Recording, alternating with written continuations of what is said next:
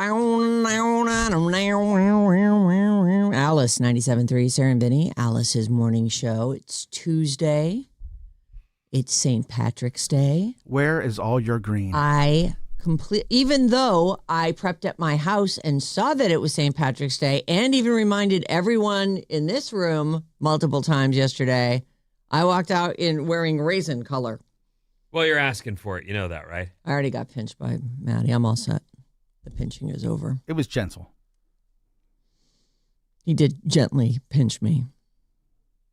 On the butt, though. So it was not on the butt. Where was it again? HR! Also, no Bob today. Mm. Bob apparently was, she got sick in Whistler. Managed to come in here. Glad I didn't hug her. I don't think I did. Well, let's just cross our fingers that we didn't all catch that. Right. And that one day will be sufficient because we have a busy week. Well, let me clarify. You guys have a busy week. We don't. Mason's coming in tomorrow. Mm-hmm. So that'll be really fun. I love Mason. She's our midday you girl. You won't be here. I'll listen, though. You will? I will. I'll listen to all the shows you guys did a couple weeks ago. Oh. I didn't. You didn't. I mean, that's your call. You can. I was here. Yes. So I'm very hyper I feel aware like you were in it. Of the places where I've made mistakes. I don't need to go back over it. I am hoping. I feel them coming out of me as they happen, and I make a note. Well, that was terrible. Oh, that was unfortunate. Bad job, guy. They could maybe take that out in post. Yeah, we're our own worst critics. But no, I'm actually. Be. It's going to be all good. It's all good. We had all paused for coffee at the same time. San Francisco Bay Coffee, everybody. Mm-hmm. I'm on the French roast now. That's the best. I was still on the Fog Chaser. I was on Fog Chaser. I finished that. I cracked up. By the way, I don't know if this is your experience at all. The bags open clean, which is outrageous for coffee. Did you know? Have you noticed this? I did. I was like, that was the easiest bag of coffee I've ever opened. Now, we have the big bags, so I don't know if maybe the smaller ones are just as annoying as the other brands. But I have, prior to starting a relationship with San Francisco Bay Coffee, I always got something from Costco, the big bags, and they just tear to smithereens with holes in them and... There's the tape and there's it's a disaster. The whole thing. Right, you're trying to pull it apart and it's just like the seal is an inch thick. Anyway, I opened up the French roast and started that today, and it is good. Really good. When you just like pop open a bag and the smell of coffee hits you in the face. And it doesn't spray out. Or fall out the side. Funky, you're like, well, this bag, we have to leave this on on its side the whole time because I tore down the side of it. I keep my coffee in the freezer and it's... You do? Yeah. Is that good? It's supposed to keep it fresher. We do that? Is that what people do? That's what I do. Do you do that? No. I don't. Okay, you guys talk for a second. Okay. But, yeah, I looked that up. But my freezer has beans all over it because of bad bags that I've opened. And no, listen, it's a simple thing. It's a small thing. It's a big thing, actually. But it's important. Like we're all used to, with all the technology we have in this world. Bad news, Maddie. What? Storing coffee in the freezer is generally not recommended for daily use as it can introduce moisture, odors, and cause flavor-destroying temperature cycles. Uh-oh. While it can extend the shelf life of bulk beans... That's what I have. ...for 1 to 2 months, it requires airtight, vacuum-sealed, portioned packaging to prevent damage. You're damaging your coffee. I do grinds, so grounds, I don't know.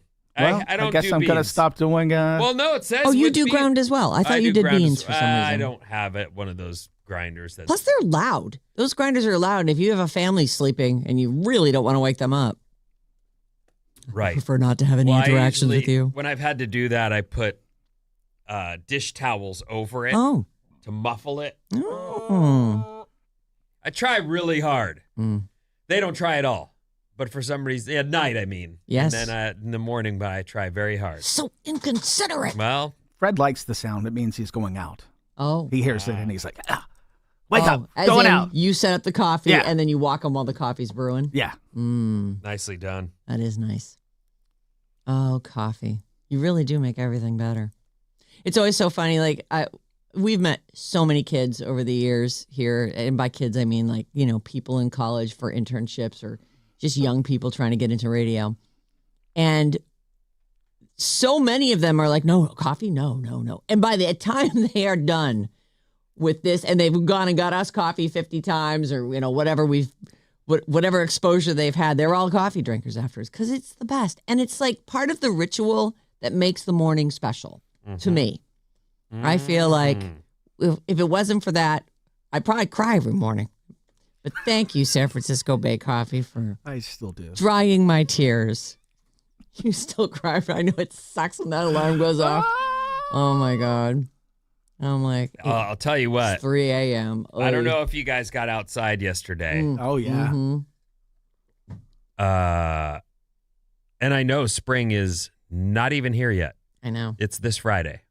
But yesterday was summer at my house. Yeah. Summer. Full on summer. In fact, on the drive home, after looking for surf all weekend and getting skunked because of the winds and whatever, I got to go in the ocean yesterday. There was no wind. The water blew, like totally cleared up and was blue and warm and the sun was out. It was just one of those days where you go, this is why you pay whatever it costs to live in California. Yeah. Because it was just beautiful. And more today, even warmer today. Yeah. Today's the warmest. Today's, from what I've seen, today's should be the warmest. Yeah. 87 here in the city. Incredible. Wow. Incredible. That's like poor Bob languishing at home in bed. In a hot apartment.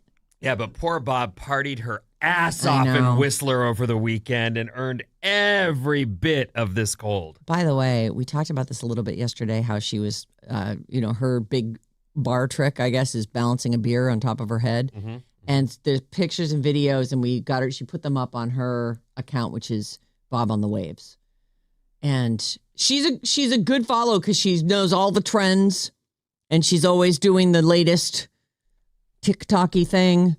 And then she puts it on her Instagram. You could follow her. I think she's also Bob on the Waves on TikTok, too. Mm-hmm. Yeah, I don't know about TikTok. Yeah. I'm not going there. It is, I have made a conscious decision also to not live on TikTok. There's this new party killer, and it's your phone. And it's not even new. But when someone starts by saying, oh, I've got this video I want you to watch, and you got to see this TikTok, and I'm like, the party comes to a crashing halt, and then everyone pulls their phone. Oh, God, after you're done with yours, I'm going to show you mine. Mm-hmm. Oh, I just feel like, I don't want to be the person who's like, phones are banned. Because I told everyone that I hang out with regularly years ago, like, no posting anything from any of these parties. None of that. You tell them that? Yes. Oh. Well, they know. And they're cool. And, Mike Borden also doesn't want pictures of himself having a good old time. He's very serious all the time. He never does anything that would be untoward. But if he did, he wouldn't want it caught on camera. But I just don't want that because I like to, I grew up in a time where you had all the fun you wanted and there was no record of it the next day. Like none. There was nothing. And if someone did have a camera, everyone was like, whoop. But now we're just in it. I'm like the last There's thing I only want. in my life that I know of, there's probably more and I don't want to see them. This is not a question. Do not answer whatever you think I'm asking. I am not asking it. There's only one photo in my life that I saw, a paper photo where I went, whoosh, whoosh, whoosh, whoosh. It's the one with you with stuff drawn all over you in Mexico? Where No. There was no photo of that. But there were photos of that. I wasn't in possession of any of those. Oh no! So those are floating around out there. There are nude photos of me from Mexico where I passed out, and they were it doesn't matter. The point They is Sharpied all over you. they gave those photos and a shot to the people who came into our room. That was like the party trick. Hey, come in here and pose with the naked guy. So they were and have a shot. Polaroids. Oh, they were doing a whole thing. So many people have these shots of you. This is fantastic. No one's got them. They threw them away. Mm-hmm. What I have, though, is someone handed me a paper photo, and it was me and a friend, and it was just, it can never be seen. It was not sexual in any way. It was partying. And it was just one of those things where I was like, if there's any more of this, I need that torn up too. Like but one photo in all of the partying and good times I've had, there was only one where I went, who took that and why would you? Ah! I've got a question for y'all. Yeah. I didn't know how to respond to this. I had a lady friend over, and she took a picture of my dog and like her cup of coffee and posted it on her Instagram. Didn't tag me or anything, but it was kind of weird. Like, I wasn't sure, like, how to, like, should I be upset about that or not? And I was just like, oh, I saw you posted that. Just kind of like, oh, and she's like, should I take it down? I'm like, no, it's fine, I guess. But I don't know. Is that weird? No. Or I'm being weird? I don't think you're being weird. I don't think there's anything weird about it. I don't know. Actually, because I'd be bummed if like my pet and your coffee were. I don't know. I feel like there's No. Listen to me. I'm going to tell you guys how to. Please, yes. Did it strike you immediately as wrong, or are you just? I don't like that. I didn't. I was surprised to be scrolling on Instagram and see my dog, like on somebody else's Instagram, and like it was a little. I thought it was. Let me ask you a question. Had that lady in the last, I don't know, 10 hours shared her body with you in any way, shape, or form? That's a yes. Maybe. Yeah, I think you're being a little uptight, bro. Okay. She gave you all the stuff. Oh, I didn't, I was cool about it. I just didn't know if I was. Was it like you were in the background posing in front of a full-length mirror, naked? That would have been weird. No, it sounds discreet enough, and she's, saying I'm having a lovely morning. I've enjoyed myself at a friend's house overnight. Any, followers of mine who are wondering, here's where I'm at. I'm at my man's house, and I just got service soundly. Is that the girl you were kind of seeing for a while there? Mm-hmm. And did this happen recently? It was a photo from the first time she came over, but she didn't post it till like a week ago. Like she kind of photo dumps, and I guess she just posted a whole bunch of stuff. Yeah, no. I mean, it did not affect anything. Like I'm fine. We're cool. Like you guys are cool. Oh yeah. Okay. Yeah. I didn't know that was ongoing. It's Do you have St. Patrick's Day plans with her? No. This is a weekday. There's nobody. I don't do anything on weekdays. You don't travel. There's no bag drop on a weekday. Yeah. Come on, Sarah. Don't ask me. Yeah, guy wants what a guy wants. I understand what you're saying. To me, if something smacks me as absolutely wrong, then I would probably say something. Otherwise, I often will go, "You're being weird." That's what I said to myself. Mm-hmm. You're being weird. Just chill out. That is no big deal. It's a random dog to everybody else. Right. It's not like people are like, "Oh, that dog." But people get asked, "Whose dog is that?" It's Maddie's. Maddie from the Sarah Vinnie show. Well, the other day I was taking Fred out of the dog park, and like there's this whole chamber of commerce that are doing a tour of our building in our neighborhood, and the head of the chamber of commerce walks over and goes, "Is that Fred?" And I'm like, "Yeah," and then she's like, "Oh, I listen every day," and I'm like, "Oh, okay." Yes, this is where I live. Would you like to know what apartment number I'm in? She was delightful and very nice and loves the show and everything. No. But it was funny that she didn't say, "Hey, Maddie." It was, "Hey, is that Fred?" Because she knew it was Maddie already. Yeah. All right, KLSE HD1 San Francisco, Sarah Vinnie, Alice's morning show. We're going to play a song here. This one you may be familiar with because it was just performed at the Oscars, and everyone went all crazy with their little lights and wristbands. It was fun. And we'll have some Oscar fallout for you right after this song on Alice 97.3. Okay. Back to zero. Yeah, back to zero. Hold on. What is happening? I suck at life. And you just nailed the post. I know. You did great. Yeah, that was great. And then I must say, I either hit the wrong button or should I blame the computer? I think I'm going to blame the computer. Let me just paste this back in here. Don't worry, that whiteboard will be full of zeros in the next 3 days. I'm running the board. Yeah. That'll be good. We're going to do the best we can. No, it's going to be. We're going to try and entertain the people. I would like for you to come back and see lots of numbers on that board. Oh, that'd be great. Yeah, I almost jinxed us. Maybe I should have done it and then I wouldn't have screwed up so bad. But I was going to say that I would like to come back and have it say 5 days without a mistake. Like that you too. Kicked ass. But now we're going back to 0. Okay. All right, here's that song.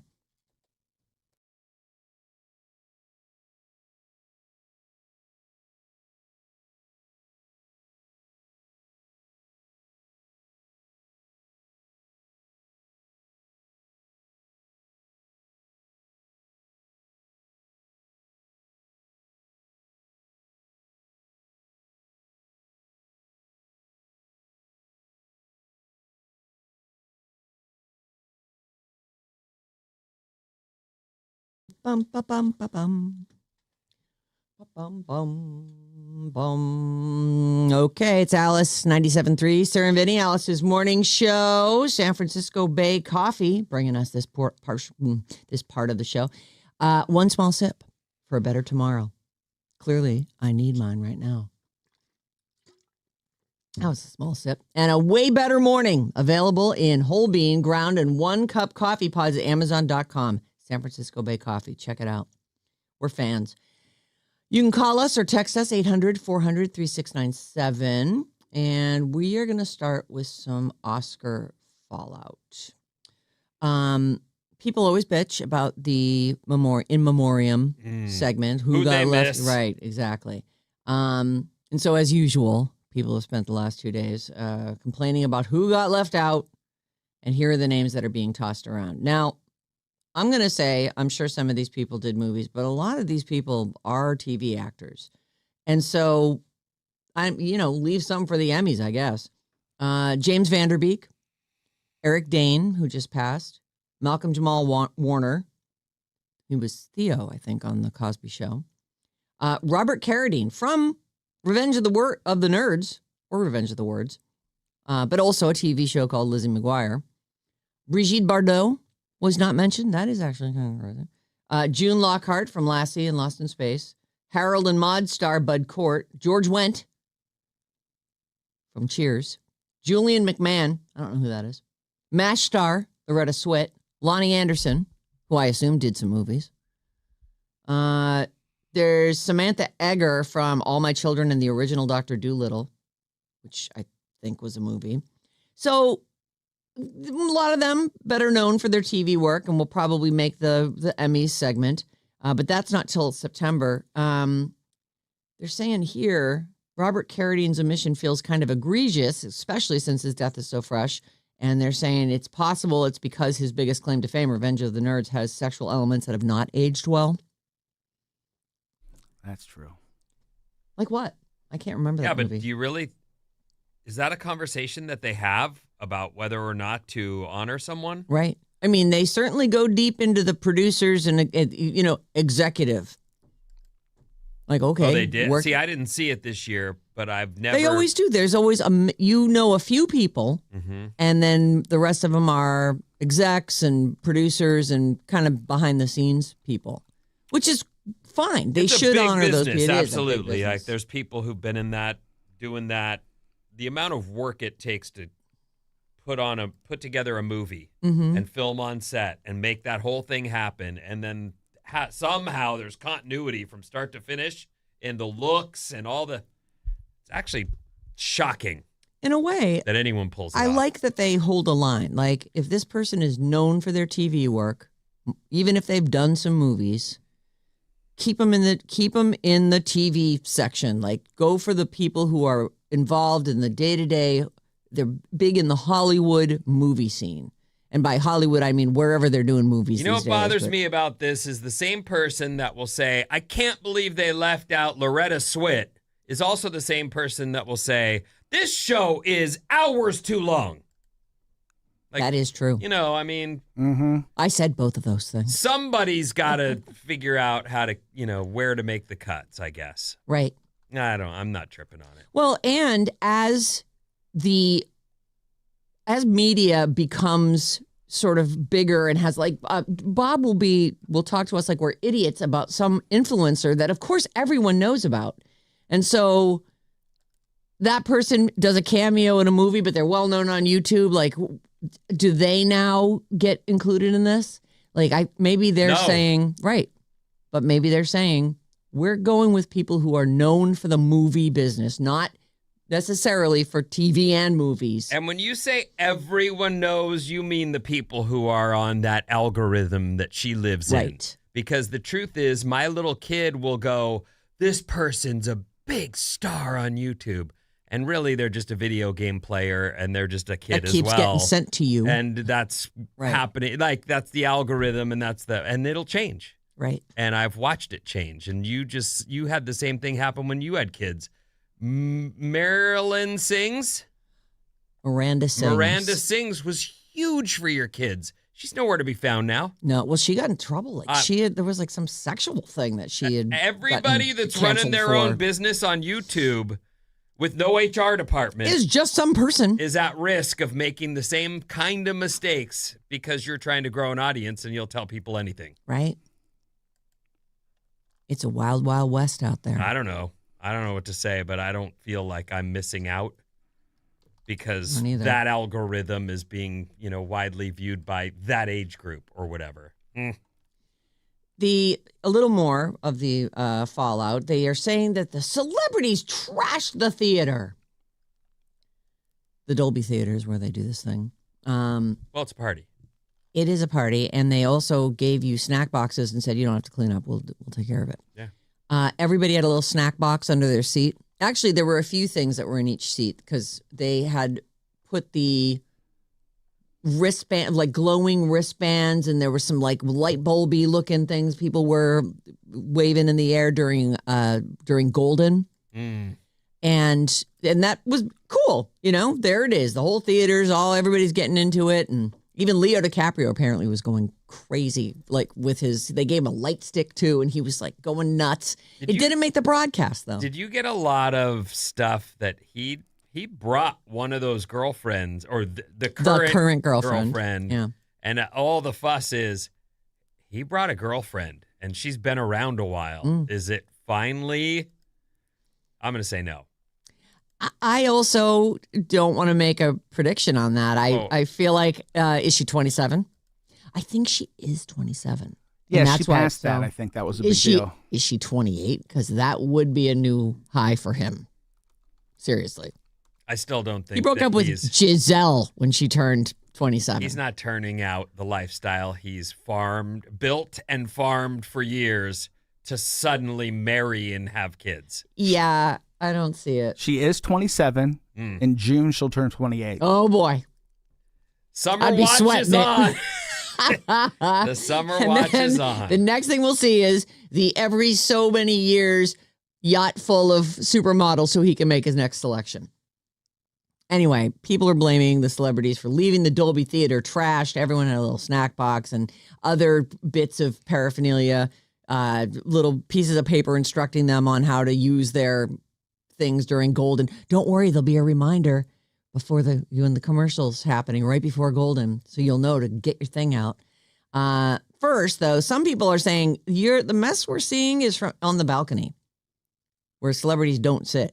And other sources are saying the audience was told just leave the trash behind. There's someone who's going to come and clean that. I can't even believe. I know. What? Okay. But somebody got pictures of trash on the ground at the Dolby Theater and went, oh my God, I got to get this up in front of my followers.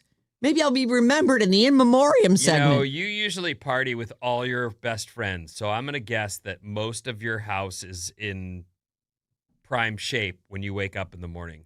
The parties I used to go to, disasters. Absolute ruin.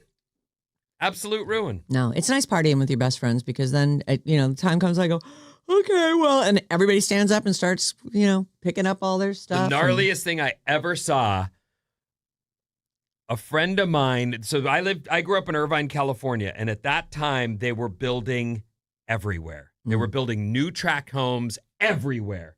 And these houses were all brand new, no yards yet, just This was, and they were everywhere. Like people Were they empty? Well, they were selling brand new homes, and that's like told you we used to build ramps because there was wood everywhere, all over the place. It's free. Just grab it. Empty fields. Like all you had to do was find a flat spot, and we're building right here. This friend of mine threw a rager in his parents' brand new home. It was his too. He lived there. He was a kid. It wasn't his. It was his too. Threw a rager. It rained, and the front yard was still dirt. So the entire home, I'm not talking about a little footprint. In the foyer. I'm talking about the entire home, upstairs, bedrooms, bathrooms. There was not one spot that wasn't covered in mud. Oh. Mud. Full on So mud. at that point, you can get away with murdering your kid, right? Like you go into the judge, you show the picture, you go, we saved so long to get a house. And He did what he could the day after and tried to I'm clean sure the it was carpet. great. But my God, right? The carpet's a brand new carpet. It was tan carpet. And at that time, wall-to-wall carpet was that was the bragging rights, man. We got wall-to-wall. Wall-to-wall carpet. Ruined the whole house. Ruined. It was on the walls too, Oh. but the floor was just... So parties, it happens. What's the name of the theater? Kodak Theater? You're going to be Dolby. fine. The Dolby Dolby Theater, Theater. you're fine. Yeah, I feel like that was just someone who said, I would like to go viral. Oh, Sean Penn, I'm not sure if he posted the picture of himself with President Zelensky. He was in Ukraine. He was not there for his Best Supporting Actor award. It wasn't just that he didn't want to be there, even though that is what it was. He was busy, very busy. I think you mentioned that Michael B. Jordan and his friend Oscar, they hit up In-N-Out Burger after the ceremony.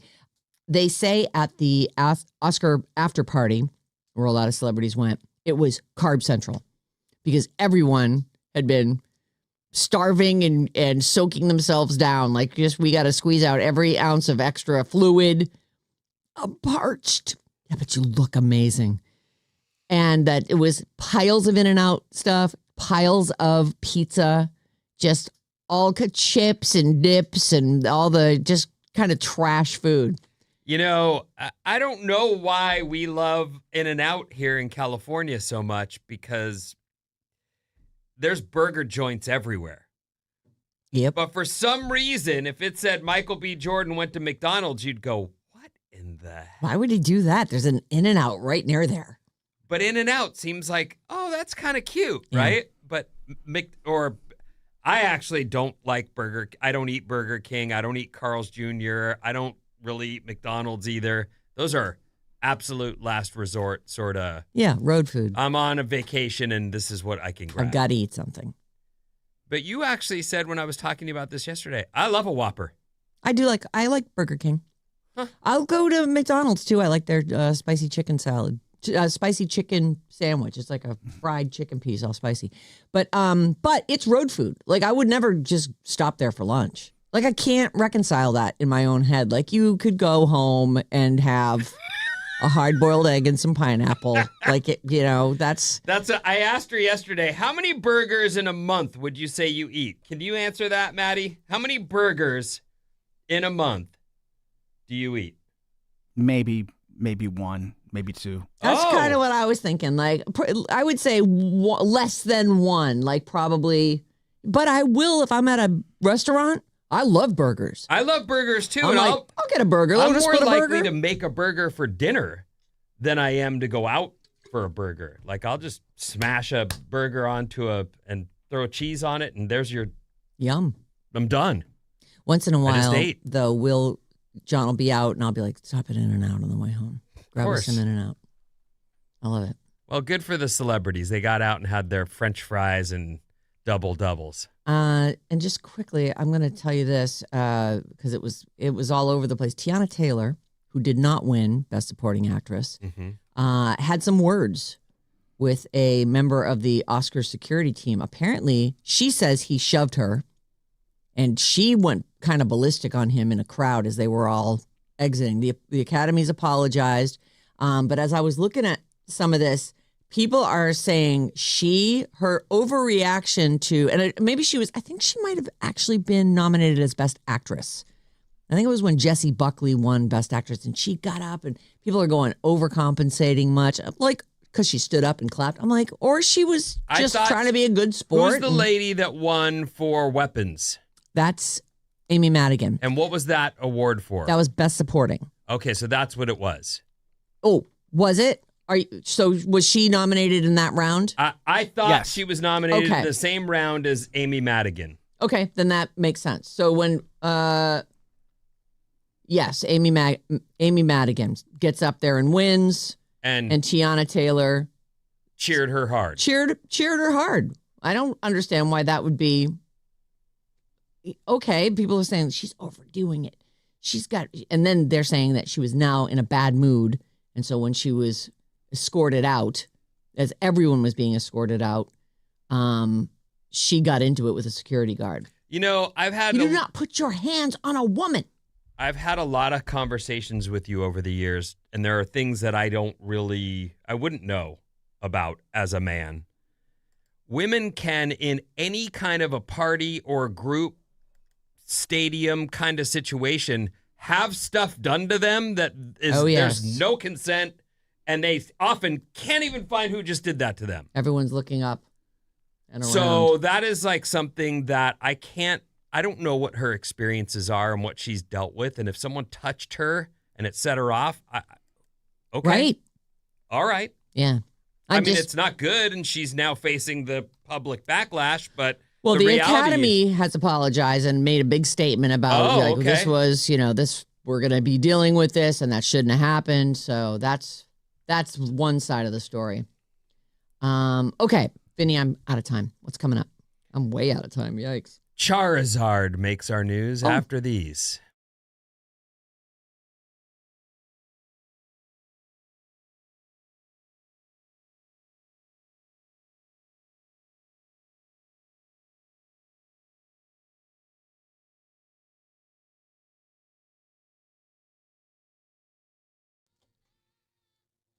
Alice 97.3, Sarah and Vinnie, Alice's morning show powered by San Francisco Bay Coffee. Watch video clips from the Sarah and Vinnie morning show on our YouTube channel. Just go to youtube.com/@RadioAlice973 and remember to smash that subscribe button. What's up, everyone? This Alice Report is brought to you by Jumpstart MD. Start your weight loss journey with Jumpstart MD. Mention radio to get started for only $20.26. Call 855-JUMPSTART or visit jumpstartmd.com. All right, we're in a heat wave. It's not the heatiest heat wave. What? I don't know. It's not like 110 degrees. No, it's not the worst it's ever been. They're saying for March, yes. Unexpected. For pre-spring dates, this is pretty surprising. And we're locked in for a week, so. Are we breaking any records? Yes. Oh. Today's weather, hot. Have a good one. Thank you. And it's nice to feel. I do like it. Like I went for a surf yesterday on the way home. Yeah. And I put my wetsuit out, as I always do after rinsing it, to hang it up. It was dry in a minute. Oh, boy. Which usually in the midwinter clouds, that'll be wet the next day. Oh, geez. Just dried it right out. Heated it up, it all evaporated. Same with my boots. Dried them right out. I was like, oh, this is great. I can just get this off my list. Throw it right back in the car for another day. Yes, it's warm, everyone. Okay. I have always hoped, how do I do this? Starting doing radio here in the Bay Area was like a dream come true. Like when we landed here, we were in heaven. It was 1997. We were in heaven. We were like, oh my gosh, this is amazing. We had no idea we'd do 30 years. Right. And we talked to our boss at that time about many different things. And one of them was, he's like, at some point he goes, you're going to have to start earlier and earlier and earlier as the commute will continue to get earlier. And I always thought, okay, well, at some point, maybe mass transit, Caltrain, BART will also start earlier. Also be, and now we're seeing Bay Area's beloved BART system on the brink of collapse. That is so frightening to as me. riders vanish and deficits soar. So I don't know if this dropped off during the pandemic and then sure that's a never big came part of it. back. Yeah. You know, is it people just change their habits? They're saying this system known to millions simply as BART is staring down a massive financial crisis as ridership remains far below pre-pandemic levels. And officials are scrambling for new tax dollars to keep trains running. Here's the issue. Please find them. I'm not a politician. I'm not going to run. You already know that. I didn't need to say that, but I felt I did. All right. One of the things that happens anywhere is you have to look at the needs of the people. Yes. So I own a little apartment and there's an HOA. Yep. And forever included in the money you're spending on the HOA is cable. We got cable. Everyone was getting cable and it was part of that fee, which is nice. Okay, great. That's covered in my HOA. 15 years ago when I bought the place, it seemed like a neat thing. Right. As time has gone along, the HOA, myself included, were like, we don't need to give people cable anymore. They need to get their own internet, and that's what people use now. The end. Right.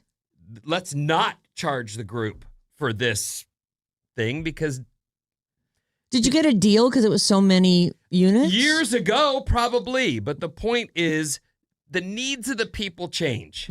I don't know if BART is worth saving. Is it? You tell me. I They're feel scrambling for that new it tax is- dollars to keep the trains running, but if people aren't using it, why are we all going to pay extra tax on it? I don't like to see things get taken. First of all, there's a ton of infrastructure there and the tunnels and all the things. Agreed. but Absolutely. To just let it go away would be horrible because while the ridership isn't what it used to be, there are still people who depend on that. Yeah. East Bay, you're yes. taking BART into work. I mean, that's just how it is. Or apparently you're not even going into work. And so, and I would also say, while I don't believe that the traffic's even gotten completely back to where it used to be, it's pretty near that. And throw in everyone who used to ride BART, I would hate to see this go away. You know what? I would hate to see More it go mass away transit, as not well. less. But what I'm saying is, this is one of those things where they're looking to tax people to keep this thing running, and at some point, there's probably going to have to be some hard decisions made. Yeah, and I mean, you could raise the fares, which I don't love because it's there are people who do it because they can't afford to have a car. Say, this is how they get to work. I worry that would be terrible for some. The consequences would be very bad for some people. And I will say this because I'm not saying we should close BART. I'm saying, as they're proposing possible new tax dollars, what is a solution here? Is it gonna be shuttering that thing up and calling it? The once packed with commuters. I've never used it. I've used it a couple I've used times. it for nighttime stuff. I've never used it on a regular commuting basis. So I don't know. Are the trains empty every day? No, in the morning, like I used to take BART into work every day when I was just working at the university, and they're packed, standing room only. Once packed with commuters heading into San Francisco's tech-fueled downtown, BART trains now roll into stations with empty seats and quiet platforms. That's amazing. So I don't know what will come of it, but I thought it was worth a mention and probably something that, I'm glad to hear that you're sort of defending it. Well, I feel like always more public transpo, not less. Remote work has hollowed out the traditional rush hour, leaving the transit agency short on fare revenue it once depended on. And the numbers, they say, are grim. Oh, that is terrible. They're facing news. annual deficits of $400 million. Jesus. Because ridership never recovered after COVID-19. So, Well, if they're going to propose a tax, I'd like to make a proposal. How about everyone who lives within 10 miles of a BART station, who would be probably the most likely to use that, pays $10 extra in property tax? There's got to be 1 million homes along that line. but that won't do it, will it? 400 million. I'm only proposing this as I'm telling you, we Right. just kind of went through this where we questioned why we're paying for cable when no one's using it. Right. And we went, that's $3,000 a year for this group leave. And whenever we come up short, we go, well, what should we cut? That's the thing. If you want cable, you will pay for your own Get cable. your own. Right. The and end. If you don't and want most cable, people, especially the young ones, are like, I need internet. right. Yeah, actually, you should say, let's switch to paying for internet. There you go. Next story. Street artist Banksy has finally been identified. Oh, is that so? This is bad news for people who own Banksies. I agree. And although I saw the headline, Street artist Banksy finally identified, report. Oh. Dun, dun, dun. There's no picture there. Oh, what? There's no picture of him. They do say they know who it is. They think it's this English artist named Robin Gunningham. Oh, Robin Gunningham. I feel terrible that he's been identified. Like, sometimes something that's cool gets ruined because people can't just enjoy that this guy turns up in the middle of the night, throws something on a wall, and runs for it. He's cute. That's not the guy. Oh. Oh. Robin Gunningham. That is a different picture than the one I've got. Let me show you what I found. And I only looked it up because I wanted to be able to tell you that I did. They're saying this is the guy. Now, that guy right there on the ground on his knee. That guy. Oh. That's different than the other handsome boy. He looks a lot better, more like I would have expected. And actually, that's an kind old of picture. curly-haired white guy. He looks like this now. He's grayed out. He's in his 50s. He's very talented. Anyway, the interest has always been there to catch this guy in the act because we can't possibly let some guy walk around unidentified. No, we don't do that. We seek it out and ruin it. That's just what we do. So this is the name that people are saying is the guy, but it's not confirmed, and the picture is not in the story. But I'd suggest, if possible, it'd be neat to leave this dude alone and let him just do his thing. He's not. I know, and I loved the whole mystery of Banksy. Yeah, me too. I hope. Remember when he did the paper continues. shredder thing? As soon as somebody paid a gajillion dollars for one of his paintings, the built-in paper shredder shredded the thing. It was so great. What a display! It was incredible. They managed to get it stopped right before it shredded the whole thing. The guy that they say is Banksy has not commented, so he's chosen to remain quiet. But it's out there. I would argue that the coolest thing about Banksy is we don't know who he is. And I don't like to see this guy and think, oh, that guy. While we're talking about art, because we were, Banksy. Cheetozard. Charizard. No, Cheetozard. Oh, Cheetozard. Cheeto shaped like a Pokemon Charizard, sold for thousands at auction. Was it you? It was not me. So it's just a Cheeto. Cheetos are random shapes. Sometimes they look like a shillelagh. A diehard Pokemon fan has claimed a curious Guinness World Record title for the highest price paid for a video game likeness corn snack after spending thousands of dollars on a single Cheeto. Let me see a pic. It does look like a Charizard. Does it? Yeah. It's yes, it does. Kind of. It's a dragon with wings. Do you have some Charizards? I do. Oh, all right. Well, there you go. And let's see. Let me get the dollars for you. The bright red flamin' hot Cheeto with the remarkable outline of the Pokemon Charizard was sold at auction last March to an anonymous buyer for how much? $80,000. It's $87,000. That's ridiculous. Ridiculous. For a Cheetozard. It's packaged like that. So it's been put. Yeah, it's in under plastic, so it's preserved, I guess. It looks like it's even been glued down or something. It's not that great of a likeness, frankly. Do you have a picture of an actual Charizard there somewhere? I don't think I do. It's very Looks more like a Stegosaurus kind of. Yeah, I don't have the original Charizard. Here you go. But you're saying no, it's not. It's not that close. Charizard is a small head. A smaller head than that one. Oh. But it's sure. I wouldn't somebody buy it. For 80. I certainly wouldn't pay $87,000 for it. I mean, there are people who would say I have too many skateboards and too many surfboards, but for me, that's heaven. Yeah. So maybe for someone out there, they would say, I love Charizard and I love Pokemon and the joy it brings me. And the deeper into that universe I can immerse myself, the better.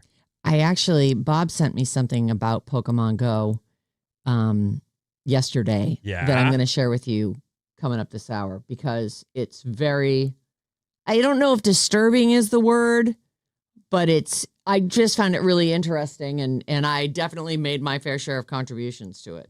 You did? I did. Oh, well, I can't wait for that. Yeah, it's coming up. So we're going to do some Pokemon stuff today. Mm-hmm. The U.S. State Department has announced 80% clearance sale on your citizenship. If you would like to renounce your now that I've never thought once to ever renounce my citizenship. You never thought about moving to Canada or Mexico? My Aunt Michelle, she went and got Italian citizenship. So she has like a dual citizenship? Yes, and a dual passport as well. And she said, we absolutely have rights to that as our family is like right there. Yeah. The first generation was not that long ago in America. So so she went and did it. And I went, that seems like a lot of effort.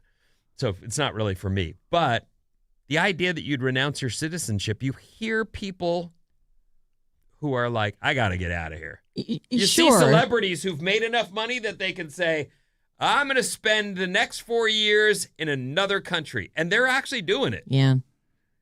Often it's just some, big mouth who never does it. But some have done it. Yeah. Most of them don't get rid of their American citizenship That's what I'm because thinking. Of our passport. Because that's the deal. Every country has different, things you can do and not do with your passport. You actually have to pay to give up your U.S. citizenship. Beginning in 2010, the State Department started charging a $450 fee to cover the administrative costs of the officials overseeing the process. The fee jumped to $2,350 5 years later because there was a surge in Americans wanting to leave. Oh, that's weird. It wasn't coincided with anything. Well, they say it wasn't related to an election. It was due to changes in U.S. tax reporting requirements that infuriated many American expats. So the State Department has just announced a big clearance sale, slashing the cost back to the original fee of $450, if that's been on your mind. I do know that we just heard Zuck bought the most expensive house in the world in Florida as billionaires are trying to hide from this proposed California billionaire tax. And I do know there are people who will say, like, I know a musician who went and they moved their main reporting home to Nevada so that they would have a better tax situation. Yeah. And I thought, well, that's kind of scuzzy. But they still probably can stay here most of the year. I think you have to live there 6 months and a day. Yes, that is. But is someone following you? Like it My point exactly. I'm sure there's a tax person saying, all you have to do is buy something there. Yeah. You'll be fine. Just say it's your primary. Anyway. You got to get mail there. If you're interested, you get a discounted rate. Okay. To get rid of your citizenship here in the United States. Any chance? No. No. What's coming up in the trash, Sarah? Let's see. We'll do some St. Patrick's Day movies and also please don't assault your baby daddy and more after these. Oh.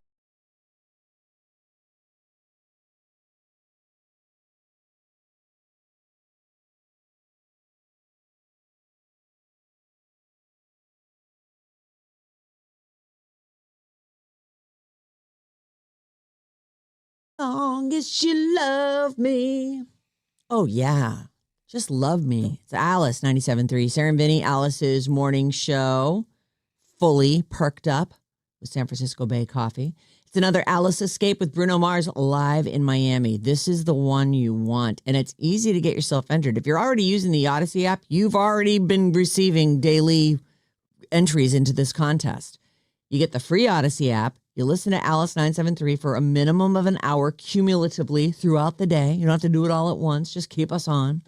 And you'll be in the running for a trip for two to see Bruno Mars September 19th at Hard Rock Stadium in Miami. Round trip airfare, 2-night hotel stay, courtesy of Atlantic Records. This is a national contest. Why not just, if you're going to listen anyway, listen on the Odyssey app and be getting these daily entries. Miami sounds like a fun place to party. Oh, and with Bruno Mars, oh my God. What an epic weekend that's going to be. You can call or text us anytime. 800-400-3697. At some point, we'll have email as well. I hear. Still waiting on a ticket. So such great news. It is St. Patrick's Day. So, Happy St. Patrick's Day, and everyone. If you didn't wear green, expect to be pinched at some point today. I won't pinch you that hard. Is that a green sweatshirt? Of course it is. Don't try it. This is green. Clay. No. Colored. It's green. Would you say that's a green sweatshirt? I thought it was gray. No, it is green, and you can. I'll put it up against anything that's The green. closer I'm looking at it, it's a very light green. It's like a mint. But I wouldn't have. I thought you weren't wearing green this morning when you walked in. No, it's like a mint. And I Why grabbed didn't you pinch him? You pinched me, but you didn't the pinch him? Then I looked on his back. The Santa Cruz logo has got dark green. It's So green. I'm like, it's green. This He's got is it green. on. It's green on green. It's a cool sweater. And gray on gray, but I even have like an Ireland shirt that I have. I mean, I know that you have do. specific clothes that I wear every St. Patrick's Day. I even looked at the words St. Patrick's Day this morning, like, oh, isn't that fun? And then I didn't remember, and I left. Well, listen, I would say I can only speak for myself. Sorry, as I start to make general statements. I'll make them. Sweeping there was generalizations. a time when my move with the ladies was to not wear the green. Oh, let me get pinched. I mean, I was 7, but you know, that was the move. He learned early. He learned very early. That was. He developed early. He learned early. You know, oh, I forgot my green. You're going to have to pinch me. Hurt me. Mm-hmm. Oh, ow. Ooh. I mean, am I the only one? You never did that? I never did that. I don't think so. Oh. I don't want to be pinched. I also was, I never want to admit this, but I could roller skate. But I would go to those roller skate rinks I love roller nights skating. and just bobble around and wait for Rochelle to come scoop me up. I got you. Thank you. I need help with my butt. We have I have a big family thread. Yeah. That sent me a potato meme. It definitely, I guess it's AI or something. It's how mashed potatoes are made. And I put it on the Alice Morning Show thing for you guys to look at. Oh. But that was the most, that was when I saw that and went, oh crap, I forgot to wear green. Damn it all. We even have the music ready to go. Oh. Well, I'm still into all the stuff. I'm just a little bummed out at myself. That's really cute. Okay. You like it? I do like it. It's like, I don't want to even say. It's just, you know what? Maybe we can post that on the It's how mashed Alice potatoes are made. 973 Instagram. The potato is, Making itself. yep. Yeah, send it to me. It's straining itself. and Yes. making. I sent it to you. It's on the Alice 97. It's on the Alice Morning Show thread. Ah, You see it? I will. So here we go. These are the best movies to watch for St. Patrick's Day. I haven't even heard of most of these, and some I'm like, no. But if you'd rather stay in than go out to the local pub, maybe somebody's making you some corned beef and cabbage. Pub. I don't know. Who are you talking to? Can I guess one? Oh, Sure. all the people. Yeah. Leprechaun. Leprechaun is number 3 on the list. Not that they're necessarily ranked, I guess. Leprechaun is a horror movie, right? Is Yeah. Jennifer Aniston in Yes. that one? One of her first things she ever did. So there's a couple things on it. First of all, they've got the Boondock Saints from 1999. Never heard of it. I've heard of it. Yeah. Have you? Yes. Oh, yeah. Is it supposed to be good? I or- don't know. It is supposed to Well, be. I mean, they're a good saying movie. it's on the list, right? Yes, these are Irish-themed movies. St. Patrick's Day, maybe, but Irish-ish movie marathons. The Luck of the Irish from 2001. No. No. Darby O'Gill and the Little People from Oh, 1959. I love that Oh, movie. really? I love that movie. What's so great about it? Let's see. Not Harrison. Is it? No, 1959. No. Well, there's one of those actors that are in it. I'll find it. But no, it's a classic. What's it called again? Darby O'Gill and the Little People. Yeah, this guy finds a leprechaun and goes into their world, and it's just he gets small. Yeah. It's really good. Yeah. It stars Sean Connery, Sean Connery. That's what I was thinking of. Oh, there Yeah. you go. Albert Sharp, Janet Monroe, Never heard of Jim those people. O'Day. The star of the movie is Sean Connery. From 1950. Is he Darby O'Gill? No. He's the love interest of the granddaughter or daughter of the guy who finds the leprechaun. He's an old guy. No, nobody believes him because he's a drinker too. Yeah, that's Sean Albert Connery Sharp. was an old guy? No. No. He was the boyfriend of the, Okay. Yeah. He plays Michael McBride. He's a boyfriend. Albert Sharp plays Darby O'Gill, and he is an old man. Yeah. And Darby his O'Gill and the Little daughter People. is Katie O'Gill in the movie, played by Janet Monroe, and she's smoking hot of that era. Oh, Yes, she is. Right. For 1959 standards. Yes. I see. They got Gangs of New York on here Oh Yep. yeah. from 2002. Irish Wish from 2 years ago, 2024. Anybody? The Banshees of Inisherin, which is Colin Farrell and the guy who played the Mr. Mercedes I like that cop. movie. I did not like that movie, but I think about it all the time. You're Irish, and you went to Ireland.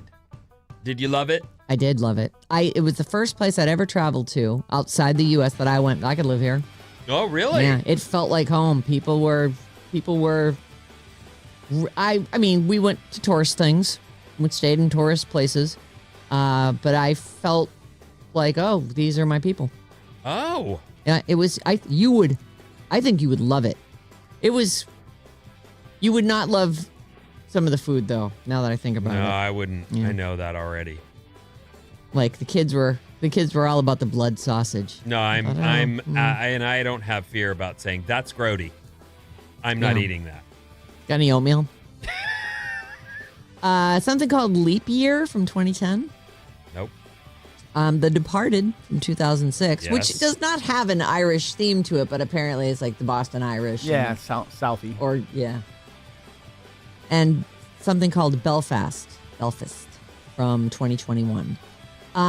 Or how about Sinners? They had an Irish vampire. Mm-hmm. Hello. They also suggest that maybe you could just watch something with an Irish actor. It's Killian, is that how you say his name? Murphy. Liam Neeson, Colin Farrell, Saoirse Ronan, Jessie Buckley. She's Irish and she just won for Hamnet. Or put on some Thin Lizzy, you too, Hozier or the Cranberries. I didn't know Hozier was. Or Flogging Molly. Or Flogging Molly. That's what this is. Is it? Yeah. Well, that's fun. Oh, there you go. A couple movies you can watch for St. All right. Patrick's Day. I have a Survivor catch up to get to, so I'm going to be busy with that over any Irish thing at all. So you're one behind, Mm-hmm. and we have a new episode tomorrow. I got to do it now. I Yeah. can't wait. It's got to happen today. I'm excited. I like it. I I'm really like not this missing season. it because there have been seasons where I went, I'm not interested, like the last one. Yeah. But this is good. I want to watch it. I just have to fit it in.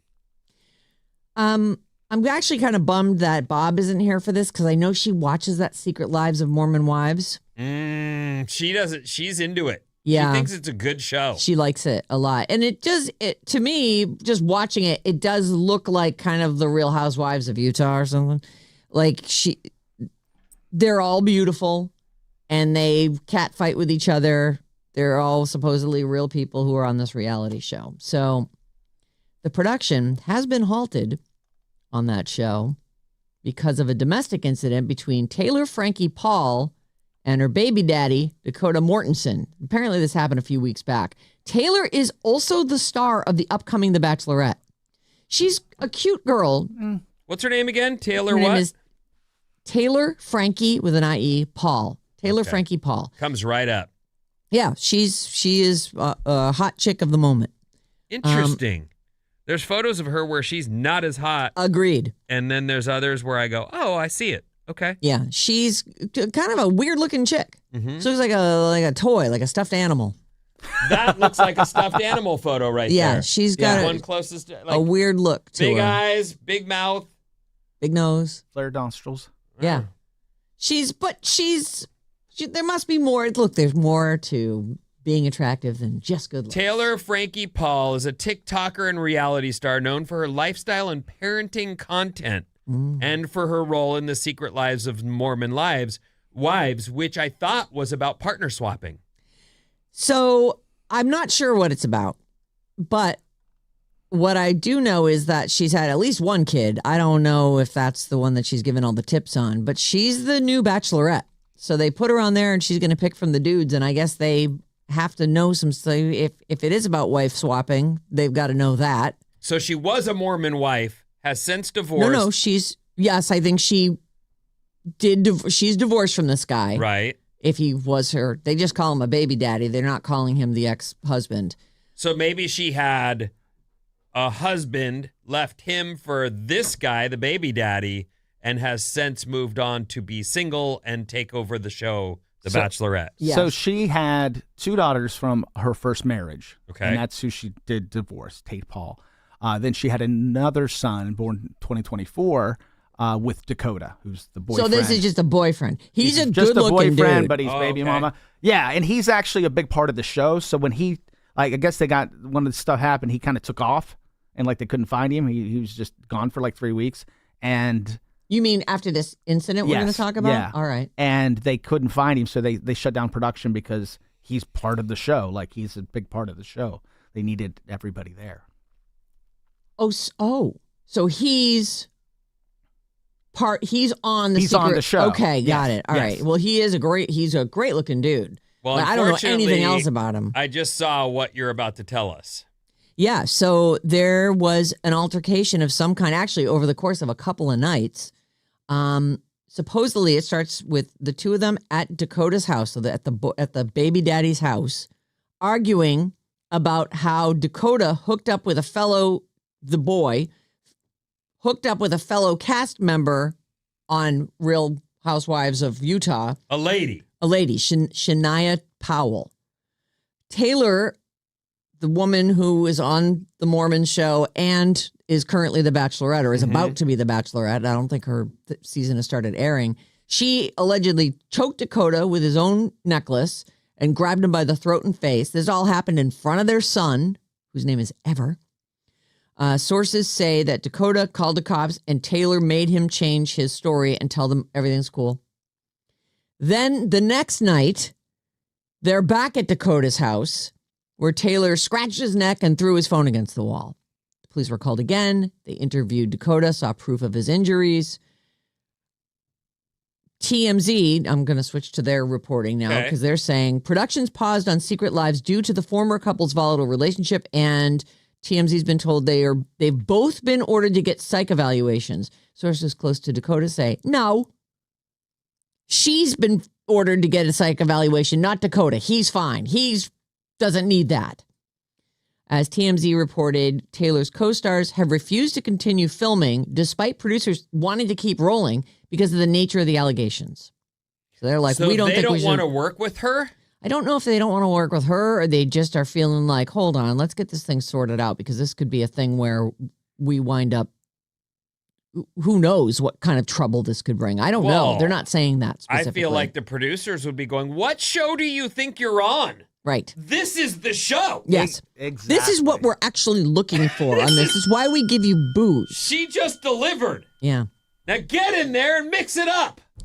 So what a lot of this says to me is that no matter what happens on her season of The Bachelorette, which has already been shot, It's in the can. Oh, do you think they'd have to can it or throw it? I mean, there not is can no it. word on that yet. Her new If season it was is a supposed guy, to. She's out promoting it. So she was in New York promoting it recently. So it's coming. But if it was a guy, what would happen? If a guy hit a lady, They would not air it. Not air that season. And I'm not trying to pull that, I'm just saying, it seems to me like if a guy had hit a lady, they would say, we cannot air this dude dating. Absolutely. Well, here's the thing. We don't really know what happened between the two of them. Everyone, of course, is saying what the things that make them look the best. Yeah. We have no idea why she went off or what actually happened. And we may never know. TMZ, of course, has reached out to everyone and hasn't heard anything back.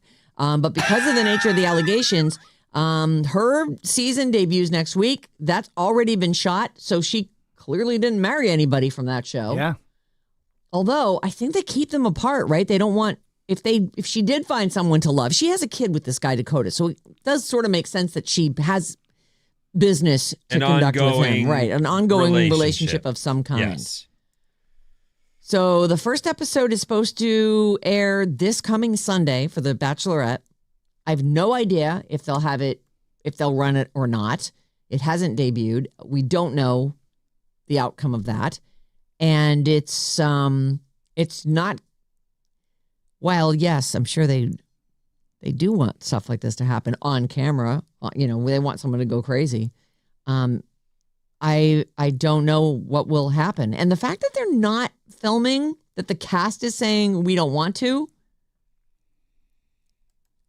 it speaks to there being historical incidents. Precedent. Something, why would they, like if somebody got in a fight and then they kind of kept it quiet for a few weeks, because if she's out promoting that show, this happened like 3 weeks ago, these 2 nights of. Oh. Yes. And she's so out they're leaking promoting. Out now. Okay. So it's coming out now. And I really wish that Bob was here because maybe she could say, yes, this chick goes off on the show all the time, or she's super volatile, or no, she's so pleasant at all times. About this, you can text us at 800-400-3697. I understand sometimes, since we have no history having watched it, you might be out there screaming at your radio. We're not trying to misrepresent. I got a couple texts. All right, yes, good. please, yeah. 650 says she was in the middle of the swinging scandal that made that mom TikTok big, which is how they got the show. So she's the one that she was one of the swingers with her first husband, and that's who she divorced. That's how the show. The Mormon wives actually got a reality show is because of this scandal. Yeah, and she was TikToking about, I guess they were TikToking about anything their lives. And that's what Bob was telling us as well. Like all this scandalous stuff and the wife partner swapping thing is part of the show. And it's called Mormon Wives. So it's really weird that, here are supposedly religious people. They've put it out front. Yeah. We're Mormon. I'm wondering if this Taylor, Frankie, whoever, Paul, was she a contestant? Because they usually do A contestant on The Bachelorette? On The Bachelorette. I don't think so. But usually they pick from that. Like, why? If she's super volatile, why would they even? Like, I don't know why you would pick someone who has a known history of swinging to be on this show where you're supposed to find love and happiness. Well, because I think that all of that just adds layers of controversy to it, and that's what you want. You want talk. You want controversy. The hitting thing, though, seems weird because why is this guy so mad that his ex got with some lady? Go back to the original fight. Why is he so mad at her for having been with a lady? And why is she hitting him? Dakota, the boy, went with one of the other cast members. Oh, yes. So she's mad at him for having slept with one of her fellow Mormon wives. Maybe she doesn't swing anymore. 408, Taylor Frankie Paul is messy. Oh. She's going to ruin The Bachelorette. Well, they may not even get to run The Bachelorette. So I looked it up. She was not ever a contestant on The Bachelor before becoming The Bachelorette. They plucked her out of this show and stuck her in this show. I have to say, if they're releasing this stuff to get me interested in The Bachelorette, I'm interested. So 408, it's working. Yeah. 408 says she has attacked Dakota before. In season 1 of her show, there was an incident right towards the beginning where she attacked him. And you're not wrong. That's a great point. If he had attacked her, that would be a completely different story. Mm-hmm. That's a huge double standard that actually works in women's favor. Well, I actually am not trying to say that. I just thought we're sort of breaking it down. It's the first I'm hearing of it. I was thinking, I don't think they can air it if she's abusing people physically. Right. But I know they can't air it if he is. Right. As far as him going out and being a dater if he guy. was right, if We're he was promoting about this to be the guy. bachelor or even one of the choices that a bachelorette had. He has a history of abuse, and you've put him on TV and asked him to date 60 different women. Yeah, you're about to get sued hard. Yeah. Mm-hmm. Yeah. So anyway, that's really all I know. And if this story continues, Mason is going to sit in for me for the rest of the week. So maybe it'll come up again. But now you have some background. Have you ever seen or known someone that is just volatile? Yes. Like, I know that you and I mean, you could say, oh, my partner's crazy. And I'd have to say, I probably am. There's things, different stuff, right? But have you ever been around someone who's just volatile? Yes. Like, absolutely, this partnering, the two people together, it's not him, it's not her, it's them. Yes, together. And I have seen this as a young man. This guy that I knew who was older, he was a construction guy. He was a friend, but he was also someone who bought us beer. So we, loved being around him. But him and his partner, they fought like you can't believe. And it wasn't him, it wasn't her, it was them. And there were times where he'd be hanging around with us and she'd show up. Makeup sex thing. It's one, I don't know what it is, but the absolute chaos that these two were together, I think it led them to believe that they are the most in love people in the world. But in reality, they're the most toxic coupling you've ever seen. Right. They should not be. I remember watching these arguments and these fights, and they'd go down the street and they'd be in and out of stores, and you'd just be all, what are these two doing? Understand how someone can be so oblivious as to fight with their partner in front of other people. Like, I've just never understood that. It's a loss of control, clearly. It's a complete... This is going to get dealt with now. It's a complete loss of control. Just leave.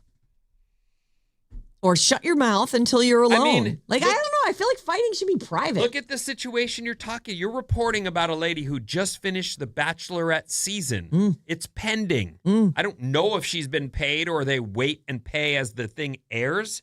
No but idea. She may have literally torpedoed her own show. Yeah. Through her hostility or lack of self-control.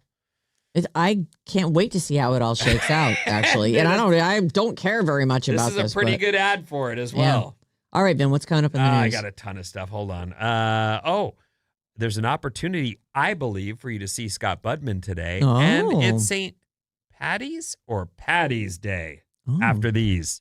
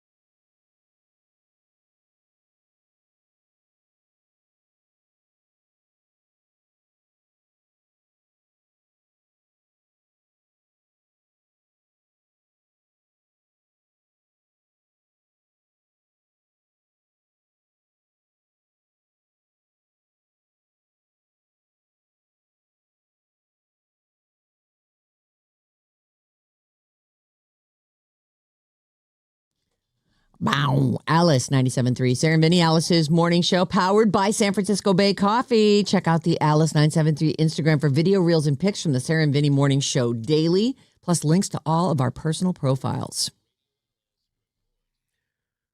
What's up, everyone? This Alice Report is brought to you by Outside Lands 3-day passes. They're sold out. Yeah, they are. We've got some, though. All this week. Listen at 9:05. That's, coming up on our show. Yeah. 9:05. Hour and a half or so. 12:05 and 5:05. Listen for the code word, then head to radioalice.com and enter that code word for a chance to win a pair of sold-out 3-day passes to Outside Lands, starring Charlie XCX, Rufus Du Sol. They're a dance group. Just kidding, they're not. They're a dance music group. Yeah, they're like electronica, or what are they? What does Like your son do? DJs, and I guess he's electronica. Yeah. Rufus Du Sol, The Strokes, Joe, and so many more. Geese is playing. I want to go see them. There's a bunch of great bands playing. Well, it's 3 days. It's a million stages. It's in a huge park. It's a lot. And if you haven't been, this is a must-see. Seeing music in the park is so freaking cool. August 7th through the 9th in Golden Gate Park, courtesy of Another Planet Entertainment. Be listening. Your chance to win 3-day passes to Outside Lands coming up at 9:05. Vinny, thank you for Geese. You hit me up to them. They're great. They are fun, aren't they? They're a really good band. They're a lot of fun, so thank you for that. And they're going to be playing. And that's one of the cool things about Outside Lands. You just walk around, you got your little lineup, and you go, oh, these guys are on over there. Let's make our way Let's that direction. go. And I always make friends out there. You see someone, hey, how you doing? And then you're eating food, sitting on the ground. And who are you going to go see? It's fun. It's good stuff. There's a heat wave. And if you didn't know, it's going to continue through the end of the week. Also, it's St. Patrick's. Happy St. Patrick's Day, everyone. Happy St. Patrick's Day to you as well. I wanted to mention this before I get to anything St. Patrick's Day related. Okay. And I don't daily text with Scott Budman. I'm working my way that direction, though. I want to be one of his best. You're easing into it, not hitting him over the head the way I did with Matt Nathanson. Right. Sure. I'm I working want to my be way. friends, Yes. but I'm going to take my time with this. Wake up, send him a heart emoji. It Good would morning. be nice. I would be happy to send him a daily heart emoji if he wants. But for now, we're not that. We're not there. And I assume, being the Bay Area's premier tech reporter, that he will be out at the NVIDIA GTC conference that's taking over the SAP Center in downtown San Jose. They're expecting 30,000 people. It's a big event. I looked it up. I cannot find out what GTC stands for. I'm embarrassed to say this into a microphone because I pulled it up, GTC, and I got a million suggestions, none of which make any sense. General Teaching Council. Yeah, probably not. Well, NVIDIA is behind AI. It's Global Trees Campaign. Sure, let's go with global. You know what? Here's what I found. It stands for GPU Technology Conference. GTC. Stands for GPU Technology Conference. So GTC. Oh, okay. What does GPU stand for? That's a good question. Well, you found something, thankfully. What does GPT stand for? We hear that all the time, the chat GPT and these AI things, the GPTs. NVIDIA's conference downtown is expecting 30,000 people. There'll be traffic, and there'll likely be a chance to spot Scott Budman. Scott is in person, he's so much taller than I remember. He's tall and he's skinny. He's a TV guy. Yeah. He looks after himself. Looking. GPU stands for Graphics Processing Unit. So NVIDIA makes videos. Processing. The conference is today through Thursday. There are some road closures, so be prepared to deal if you might not be looking for the conference or Scott Budman. You'll find it, though. Just like we do here in downtown It's San gonna Francisco find on you. your way in. Right. Just trying to get to work, man. Yep. Oh, sorry. It's sales. Yeah, this is blocked off. What do they call that? Salesforce Experience. Sales. Space Dreamforce. Craft 1. Dreamforce. Oh, Dreamforce. There it is. I'm Is that married the one to a that was lady just, that works no, there. it was the NFL thing that was Yeah, happening that was recently. The most recent. Yeah. That was just trying to get out of town was incredible. Sarah, Yara, you know everything. I do. St. Patrick's Day. Which is correct? St. Patty's Day With T's. or St. Patty's Day with D's? Well, you always see it with the T's, but I do think that, like, if you're Irish, you Pat would be Patty, Paddy. Padrig is the name. Padrig. Is Is- Patrick We've Americanized it. in Ireland. Gaelic. Ah.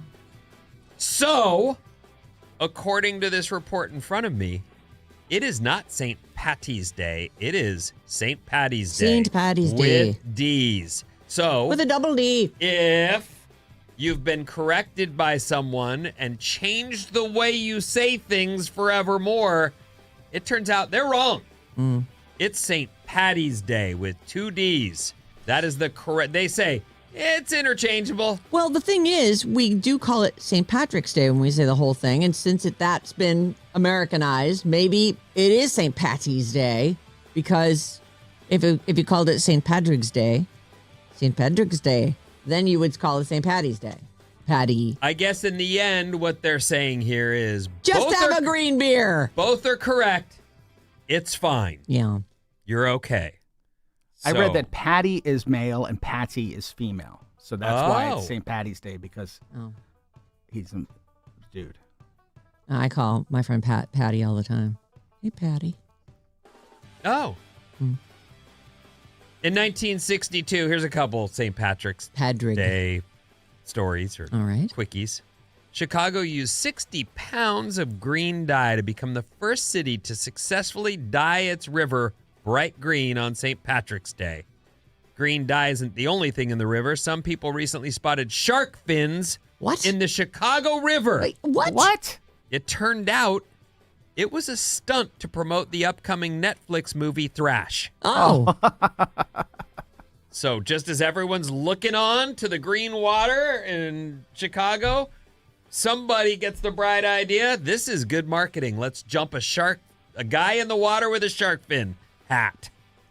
That's funny. I actually saw a story about this thrashed thing. I wonder if that was, I don't know.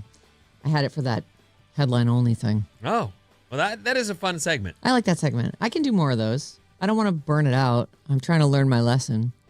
Today is also National Corned Beef and Cabbage Day, Oh, I do love the corned beef and which cabbage. was funny because Oh, sorry. I grew up in a house. It was by design. We ate dinner together every night. Yep. Mom didn't work, or she worked part-time, but she was At the school where you went to school, yes, just to and keep an she- eye on you. Yes, and also she made all our dinners, and we all ate together. And that we're not living that life now. And there's a bunch of kids going different directions, and the missus goes, "Do you want to eat corned beef and cabbage?" And I actually I don't know. Can we? Are we all going to be in the same place at once for that to even be worth making? I think that you could. Can she eat meat? Oh, no, that wasn't that. It was Oh. just there's play practice and kids playing outside.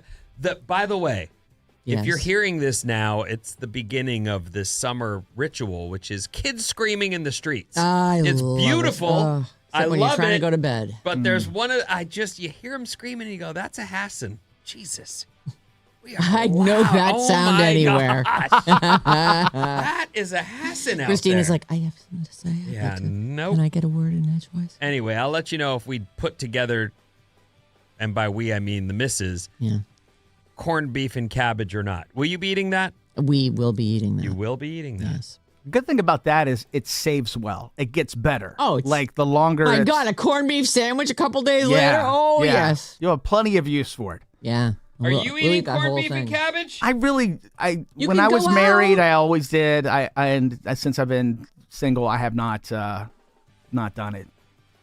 It actually doesn't. So what's the doesn't answer? You're take all not that gonna do much. it? I guess not. No, I don't feel like making it just for me. Oh, that'd be like a sad meal to eat. They're all sad, Sarah. Oh, don't say that. Not all of them. Come on. Oh. Anyway, it's St. Patrick. Happy St. Patrick's Day. And don't forget your green or you're getting pinched. At some point, it's going to be a surprise pinch, I take it. How about a fast fact? I love fast facts. You know that, Vinny. Fast fact. For the first time in history of Major League Baseball, the 2025 season began and ended abroad. It started in Tokyo and ended in Toronto because the Blue Jays were in. And I believe they lost. Oh, it was the Dodgers that beat them. I was in my head, I'm like, wait, who won that? Oh, not us. The green computer code in the Matrix movies isn't nonsense. It's a bunch of sushi recipes. Oh, sushi recipes. Mm-hmm. I see. Is that even? So it's all in Japanese? I guess, but it's just weird. Like, when I think of sushi, I don't even think of it as a recipe. Like, you get rice, you throw it down, and then you take a hunk of fish, not cooked. Right. And throw it down. Yes. I don't understand. I don't know. Well, that's what the green computer code in the Matrix movies is. Maybe it's like, for this next thing, you take some rice and you put on, they always put a little wasabi over the top of it, and then you take this kind of fish and put it on there. Cut this way. For this next one, you take a little bit of rice, a little wasabi on there, and this kind of fish on top of that. Maybe, and like with the history of each fish, I don't know. It does seem like it would be not a whole lot of words. Yeah, very strange, but okay. You got it. The nation's first dementia village will be opening soon in Madison, Wisconsin. I'm excited about this. It's a small village that's expected to house up to 65 full-time residents. The idea is people with dementia can live freely, safely, and joyfully and get out of the overly scheduled routines of nursing homes. Instead of living in clinical hallways, they can walk to the garden or go to a cafe or theater. The hope is this model will inspire Americans to rethink memory care.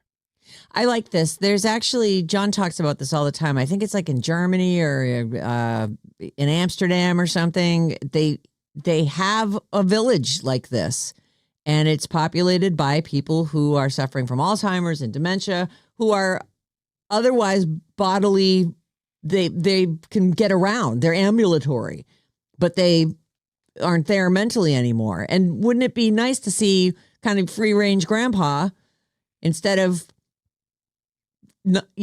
someone who's just doesn't really understand what's happening around them, and yet all these nurses coming in and out. And so there's healthcare, I assume, that is available there, and they probably have a tracker on each of these people. It's probably a small community. As bad as it is for the person suffering from this, the truth is the family suffers greatly. Yes. And the bulk of the pressure and pain and work lands on the spouse. Mm-hmm. If there's luckily enough a spouse, because it might land on the kids. Right. Either way, the amount of work and amount of guilt and amount of stress, it can be life-ruining. Yes. Meanwhile, all you're trying to do is do the right thing. Yep. But you're looking at your own life going, there's nothing left for me. My days are filled with making sure this person doesn't get harmed. And then harmed. if you do put someone into care somewhere, now you have the guilt of this person doesn't know where they are. Not that they knew at home, but it is heavy and it's expensive. I feel like we should just turn one of our states into dementia state. How about Delaware? I don't know. Delaware? I like Delaware. I was thinking like one of the Dakotas. Boom. Done. Oh, don't they say Wyoming has hardly any people? Let's go to Wyoming. Oh, yeah. Either way, I really feel like this is the way. There's got to be a huge swath of Texas nobody's in, right? People Let's do that. Get work there. All the people, there's lots of caregivers. So this is in Wisconsin? This is in Wisconsin. Madison, Wisconsin They will built a be village. opening a dementia village very soon. There'll be 65 full-time residents, and we'll see if this is sort of the map of the future. This is the way we handle this now. I do think it's interesting, especially if it would be basically an on-site clinic, and they would track down each person, get them whatever their meds are for that day, and all the stuff. In the meantime, they're dressed for the weather and they're wandering around their town. And the people related to them can visit, but also have a life outside of that as well. Knowing that they are not cared for. Right, in some depressing nursing home. A quick-thinking school bus driver became an unexpected hero the other day in Georgia. Marlene Davis was driving her normal route when she spotted a house fire. She stopped the bus and started ringing their doorbell. There was a sleeping family inside a burning house, and because Marlene decided to make the call, yes, I got to make sure there's no one in there. Everyone is safe, and everyone lived because of her. She went right back to her bus and continued her route. Just a quick stop off to be a hero. Saved their lives. Wow. Way to go, Marlene. That's incredible. And the rest of you people who do the right thing, that's amazing. And every kid who has a phone on the bus, because they all do, is they all call 911. Our bus driver just stranded us on the side of the road. She said something about a burning house. Here's where we are. And then I'm sure the fire department got there quickly. And that's 800 great. 400 3697. That's the number you can text us at. And Maddie's on the show. 415, school teacher here. Watching Darby O'Gill with my students today. Have watched it with my students every St. Patrick's Day for the last 25 years. That's great. Wow. So Darby O'Gill was on a list of Irish-themed, St. Patrick's-themed movies that you could watch, and it's from like 1959. I'd never heard of it, Maddie, but Maddie was like, oh, yeah, that movie is great. You should watch it today. And Sean Connery's in it. Young Sean Connery. 415, the GTP in chat GPT stands for Generative Pre-Trained Transformer. Generative Pre-Trained Whatever. Transformer. Handsome Scott Budman's probably going to be out there. Yep. You have a chance to get a selfie with him out on the streets as he reports about tech for NBC Bay Area. 650 with a little suggestion for your leftover corned beef. Corned beef hash with an over-easy egg on top. It's Christy in Chattanooga. Okay, Christy in Chattanooga. That sounds pretty good. And then one more, 907. Let's turn Florida into Dementia Village. There's already a lot of old people there. Done. You're not wrong. Take the whole state, you say? Never have, really. I mean, I don't hate Florida, but it's never been my thing. Yeah, well, you grew up on the East Coast. You go there a lot. It's weird. It really is just, we're going down Florida for vacation. People in California, it's either Palm Springs or like New Mexico. Oh, I just read Phoenix. Palm Springs is going to break a record. Oh my God! As this heat wave that's people are probably moving there through California. trying to get it's through the gonna winter. Go like 110. Oh God, that's awful. Yikes! What's coming up in the trash, Sarah? What Pokemon Go is really up to? Plus, Megan Fox goes both ways, and I think maybe I'll do some headlines. All right.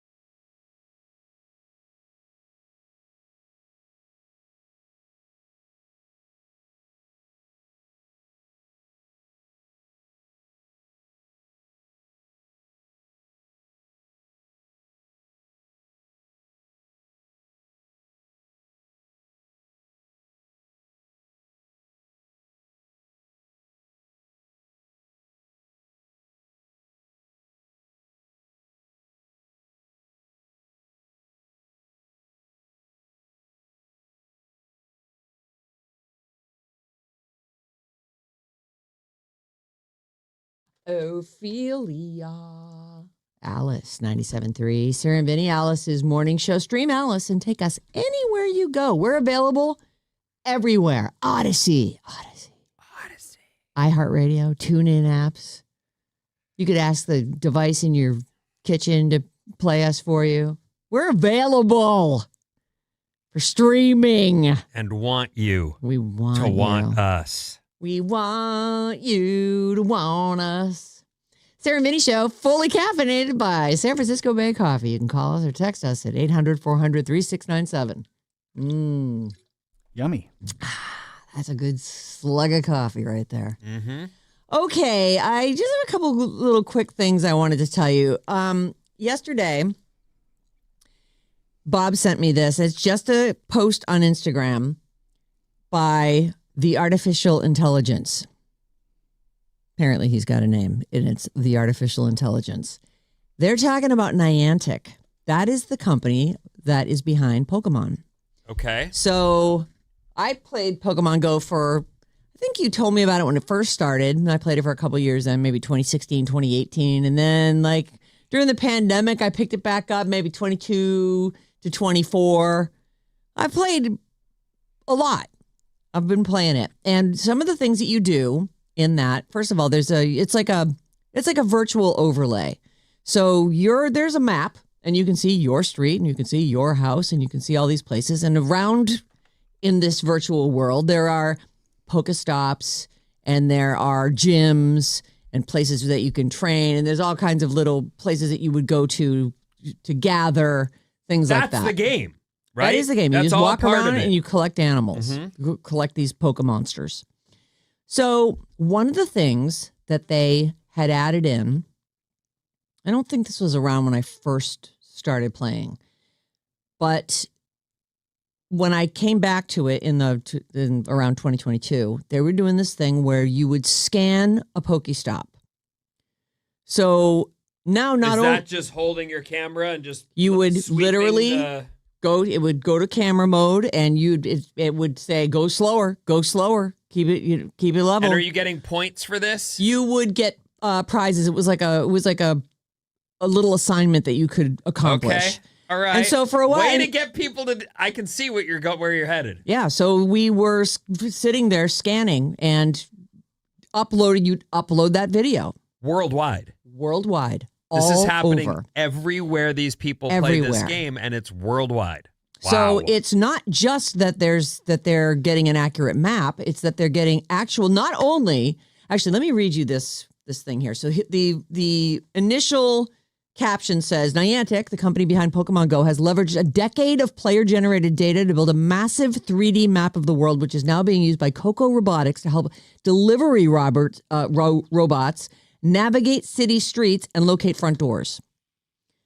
143 million people, this is a post from somebody else, this is wild.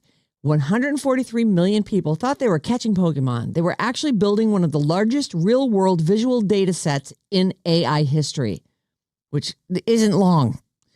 It's brand new.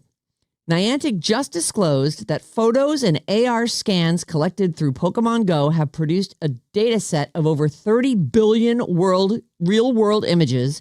The company is now using that data to power visual navigation AI for delivery robots. How smart is that they've got this? Someone can go, we don't have enough visual on this location. Just send people to go play over there. Make that a gym and make it a scannable stop. Players, here, this post goes on, players didn't just walk around with their phones. They scanned landmarks, storefronts, parks, and sidewalks from every angle at every time of day in lighting and weather conditions that staged photography could never capture. They documented the physical world at a scale no mapping company with a fleet of vehicles could have replicated on the same timeline or budget. And it wasn't just stuff on streets. You had to hike out to some of these places. The most valuable AI training data sets in the world aren't being assembled in data centers. They're being built by people who have no idea they're building them. Do you feel robbed? No. Yeah, I don't think that the people playing probably care, but I do think that's what an incredibly smart way to utilize. Like, That is brilliant. It is brilliant. You don't feel duped a little bit, like No. used? Not really. I don't because they are saying here it gets them right to your front door. I never scanned my front door. However, photography was a big piece of that. You would go to sort of augmented reality photos where there's the Pokemon you just caught and you'd have to take a photo of it. And it was required to complete certain tasks. So and I'm sure they had, really good geo placement or whatever the word would be for that, geolocation. It's super smart. You can just see them going, we're missing a spot over here. Send Pop a people thing in there. Yeah. Boom. And it would just be everywhere. Places that like a Google mapping car couldn't drive through this field. And it's not like you had to build anything. It was just they would put a point there, make it a gym, and people would go to it. We'd all be standing around meeting each other. Recording it. Right. And you would go over, you wouldn't just like take a picture of it. They would say, you need to scan this area. And you'd go 360 like this. You'd have to go really slow and turn in a complete circle. So now I'm facing the opposite direction and I'm coming back around. And then they'd go, that was no good. Try again. Totally using you. Yeah. I mean. I know. I'm not mad about it. Oh, shoot. Now I'm all wrapped up in my cord. I think it's really brilliant, and it's what the best businesses are doing today. Yeah. Using what's available to them. I mean, imagine they had to send out, like Google sent out cars that were mapping. They still we know do. that. There's always mapping cars around. They didn't even have to employ people. No. They just let us pay them for the privilege of giving them this database. That's really smart. Yeah. All right, let's eat the headlines. The whole story's right there in the lead, but if you're still hungry, you can have more. Here's a caption on Instagram. Oh, that was perfect. I forgot about that. Waka waka. Megan Fox on Instagram. Caption, I go both ways. And then there she is busting out of her shirt. That's really the entire story. It's surprise. It's 6 hot shots of Megan. Would you like to come look? Oh, here we go. It's just the whole caption is I go both ways. And so there it is. Thanks for telling us. I mean, does she mean left and right? Is that what she means? She's a boob job girl, right? Well, she did just have a baby, right? Like last year? I can't remember when that baby came. So maybe she's still breastfeeding because those look ginormous. Yeah, they're featured. Oh, wow. I could have kept my mouth shut, but she's really buxom. Yeah, and she is busting out of the top of whatever that thing is she's wearing. Mm-hmm. It looks like a bedroom outfit. Yeah, for sure. Yeah. It's not like, although she would actually wear it. wore that out. That was what she wore to she did. after Oscar party. Well, I mean, you're Megan Fox the whole time. You just like, well, let's put this on display. I think she's reaffirming her hotness, saying, hey, I'm not just a in mom. Case you forgot. Not just somebody getting a divorce from Machine Gun Kelly. I'm hot. Did they actually Don't forget. marry? No, Okay. they didn't marry. Split up. Well, no, I broke mean, up, I wouldn't have been surprised. They were definitely that we are twin flames. Yeah. All we heard is that's an example of. As soon as I heard that, I'm like, they're doomed. Yeah, well, not that they, got physical, but those people who think their love is like no love that's ever existed before always end up broken up. We'll never get sick of doing each other. You will. They It didn't even happens. make it 2 years, did they? Oh, I don't know. They were together for a while. Were they? They Okay. were. I don't know the math on it, but they are, and now they co-parent. He actually heart-liked something that she just recently posted. And he's like, so lucky to have had a baby with this chick. 4.5 years. Oh, geez. That's what really? I was just looking up. Yeah, I see 4.5 as well. From early 2020 through late 2024. So that was the pandemic. Yes. Twin flames. So amazing. Here's your next headline. Tina Fey and Wetleg revealed as host and musical guests for debut episode of Saturday Night Live UK. What in the... So will we be able to see that? We will be able to. So you want more? I do. I take it. Yeah. All right. SNL UK premieres at 10 p.m. their time on March 21st. This is the day. This is produced by Lorne Michaels. I don't know if there are SNLs in other countries, but this is the first I'm hearing of it, and it feels like they're late to the party. This is another one of those things where we talk about people being brilliant, though. There's a 1,000 versions of Survivor, and it makes sense. Mm-hmm. If you can put together a team that takes it or just sell it. Yeah. Just sell it. Just say, yeah, you can make Survivor shows. It's a franchise. Bogota. You can buy it from us and continue to pay us licensing Right. fees. We would love for you to do that. And then you just sit back. You don't even have to participate. No, you just collect the checks. Right. Have a great time. SNL UK premieres 10 p.m. local time on channels in the UK, and then streams in the US on Peacock the next day. Oh, I can't wait. Because the SNL here is kind of sucky, so maybe the UK will be better. Well, English people are it would funnier. almost have to be. Like, honestly, it's been so... Although the Harry Styles episode was pretty good. But yeah, there's a couple people on there that I'm like, enough of this guy. He's been on for 25 years, and he does the same character in every sketch. Stop saying that about Keenan. He's great. I'm not saying he never did anything that made me laugh, but I'm like, oh, great, he's playing the same guy again. As He's always. amazing. Is he? Yes. Really, what's that one thing that you Just love about him? watch Good Burger and you will love him. That's not SNL. I got to doesn't watch matter. a different show to have an Good Burger appreciation is for that him guy. peaking. He's great. Here's your next headline. David Zaslav to receive more than $550 million in compensation related to Warner Brothers Paramount merger. He's out. And by the way, I've seen $850,000. $850 million is going to be his ultimate payout because there's some tax breaks and some stuff that's happening. David, So this is the former CEO? he's the CEO of, let's see, I'll have it. Zaslav, president and CEO of Warner Brothers Discovery, is set to receive $34 million in cash, $517 million in equity, and $44,000 in continued health coverage reimbursement. And then it looks like he's getting some kind of a tax reimbursement of about $335 million. Like, just what a beautiful golden parachute that is. I think the final price is $111 billion. So he's getting about $1 billion of it. Wow. I know. Your next headline. William Shatner, 94, to undergo surgery following terrifying horse accident. Oh, 94 well, you years know old. about horses. Tell us everything. I will say this. Anybody who's still riding a horse at 94 is in pretty damn good shape. And I'm looking at some pictures of him on this horse here, and he's not embarrassing. You know, he's not hunched over. He looks good. He's a Western guy, Western riding, Western style. And I guess he had a fall. Does that mean both legs are off on one side? No, that's side saddle. Oh, okay. Yeah. No, that's more of an English saddle. No, it's Western. It's like, it's got the horn in front. The horn, neck rein.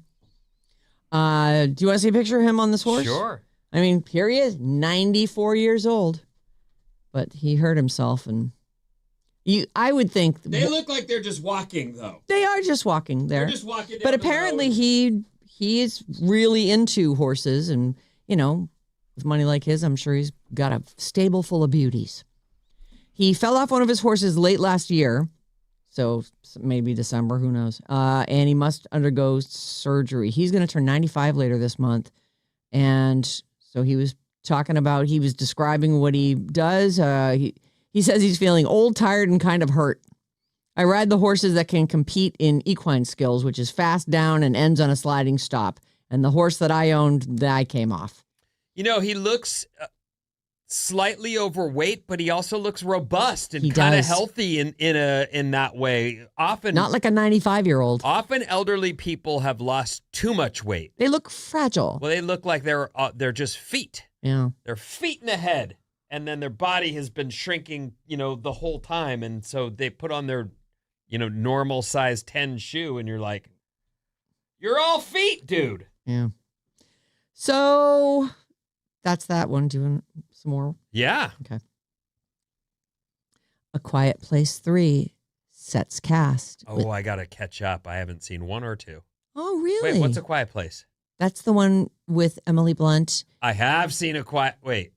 Yeah, and John Krasinski. Yes! They're in the first one, and then she's in the second one. And Where the aliens are like they're noise-based, blind, yes. but they can Okay, any I kind have. of, and the craziest. I always think about that movie because babies are so loud and it's so obnoxious to have a baby, just in general. And then add aliens that will eat you if they hear you. The baby goes into like a crib coffin at night, like they seal it into a soundproofed. It just seems so. Like, how does the baby not suffocate? Like, I think about it all the time. Like the baby, like how annoying would it be to have a baby in the alien apocalypse? You're like, Jesus, Why don't they make those for real babies? Like, that's a great idea. When you get on a flight, stick it in that, put it up in the cargo bin. People don't want to stick their babies in stuff. I'm just don't. not saying I'd What's be it going to totally do in there? against It's it. not going to hurt itself or anything. They you know? It's can hurt perfectly that. safe. One of the things, I have a good friend that he told me this as we were getting ready to go have a baby. We were pregnant at the time. He goes, they'll tell you really can't screw it up. Like it's, kid, they're resilient, but you can. And he goes, we were leaving the hospital. We've got our brand new baby. They give us our baby. We're leaving the hospital. Yeah. We get in the car. We start driving. The baby seat's in. We put the baby in the seat. We start driving home. We get there home, and the baby has absolutely scratched her face to smithereens. They put these little gloves on the baby little outfits, yeah. have these pullover.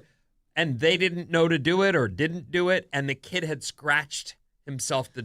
Okay, so you put the kid in a little straitjacket, stick it in the bubble, throw it up in that baggage compartment above your seat. That's where it belongs, and then enjoy your flight. Unbeknownst to I don't them, hate though, that. they pulled up and found their kid already injured. It's like it's actually 20-minute surprising drive. to me that like when I took my baby home, John drove. He was our chauffeur. I'm like, I'm going to sit in the back with the baby.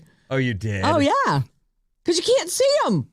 They're facing backwards. It's the whole thing is very scary. When you walk out of the hospital with your first baby, you kind of look around like, is no one going to stop us? Yeah, someone should stop They're us. letting us leave with a I baby. don't know what I'm doing here. Right. And then you get home and you're all like, now what? If you ever wonder why people who've had kids can't shut up about it, it's all consuming in every possible way. Mm-hmm. You just can't believe it. Yeah. You're going to love it. I It's cannot fine. It's great. wait.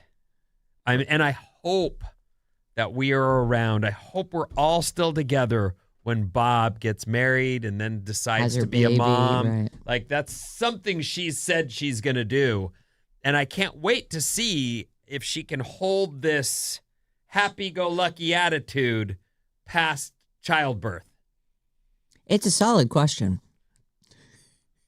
Because I look at her and she does seem like someone who just has her own ideas about everything. And but that's the thing about babies. They're all, no, that's out the window. Like, yes, your adorable ideas. This is Those just are so charming. selfish calling selfish. I am one. I have struggled with my own save yourself kind of attitude. Should I Please leave? I save should probably yourself. go. I mean, it Save seems like- yourself. I have safe? struggled with this and gotten better, especially having kids. It's helped me go, oh, they got to come first. All right. I can't wait to see how that goes for her. When she told us about the airport where she just split and left her partner sitting there, I thought, even I haven't done that. And I am the most selfish guy I know. I don't know how you're walking away and not go, I can't. cannot This do is this. ridiculous. I'm going I to gotta leave stay my with partner him. at the airport and Get catch the our bags. flight. I gotta go. Wow. Got home, but were you here when she said No, that? I was not. You Oh. missed that? That was She's such a thing. She gets to the airport. He's waiting for the bags. It They're was customs, right? Like he was Something. waiting for. but they had to wait. And she just goes, our flight is going to happen. I'm just going to go get on it. And she does. And left him. And left him sitting at the airport for the bag. And when she told the story, I just went, I just lost my crown. Selfishest guy in the world, just lost my crown. They were traveling Wow. with a bunch of people, and I think we went through customs in Los Angeles. So it's only an hour flight to get home, and they're every hour, But still, I think he got home a couple hours after her. He had to wait for the bag and then rebook his flight, and she's all doo-doo-doo. It was hilarious. I cannot imagine doing that. I know. Well, I can't imagine my relationship surviving it. Yeah. I cannot imagine sitting down and then being like, yeah, well, I'm here. I would have to run. Stop the plane. I can't do this. She's never going to talk to me again. Wow. I cannot do this. They're good, though. Huh? Yeah. They're a good fit. They know I each love other. it. Although I love watching it. He has his concerns. Well. By the way, we're in the middle of the headlines. Eat the headlines. Yes, let's go. Which I haven't even gotten through this whole headline. Oh, what is it? Here's how far I got. A Quiet Place 3 sets cast. Oh, we just And then really we went just, on. yeah. Oh, because the baby. Go on. Emily Blunt, Cillian Murphy? Cillian? Is it Cillian? Oh, I don't know. So, yeah. Killian. So they're returning. Plus, they named some other people, Jack O'Connor, and more joining. So there you go. That's all you really need to know. Just so you know, there's another one of those coming your way. It is Killian. With a K. With a K. Okay. Even though it's spelled with a C. Yes. Here's your next headline. Okay. Peacock is launching an AI-generated Andy Cohen that dishes personalized Bravo hot goss and vertical video clips. I hate him. I don't want more of him. He's awful. And it's not even going to be really him. Ugh. And it's for your Bravo-verse. I had to watch him because I watched the Traders reunion show because I wanted to see, the aftermath of that. I don't mind him. betrayal. I think he's fun. You like him drunk, though, best. The best. Next headline. Box office. Hoppers stays number one with 28.5 million. Reminders of Him opens to a romantic 8.3 million. Way to go, Hoppers. 18.3 million. It actually, they say that it was a big surprise. Scream 7 cleared 100 million in record time domestically. And Hamnet crossed the 100 million mark at the global box office on Oscar Sunday. Which is surprising to me because it wasn't even available until recently. I don't remember that being in theaters. Yeah, and it's on Peacock for free right now. So, and that's all I've got time for, Vinny. What's coming up in the news? A bunch of stuff. AI and more after these.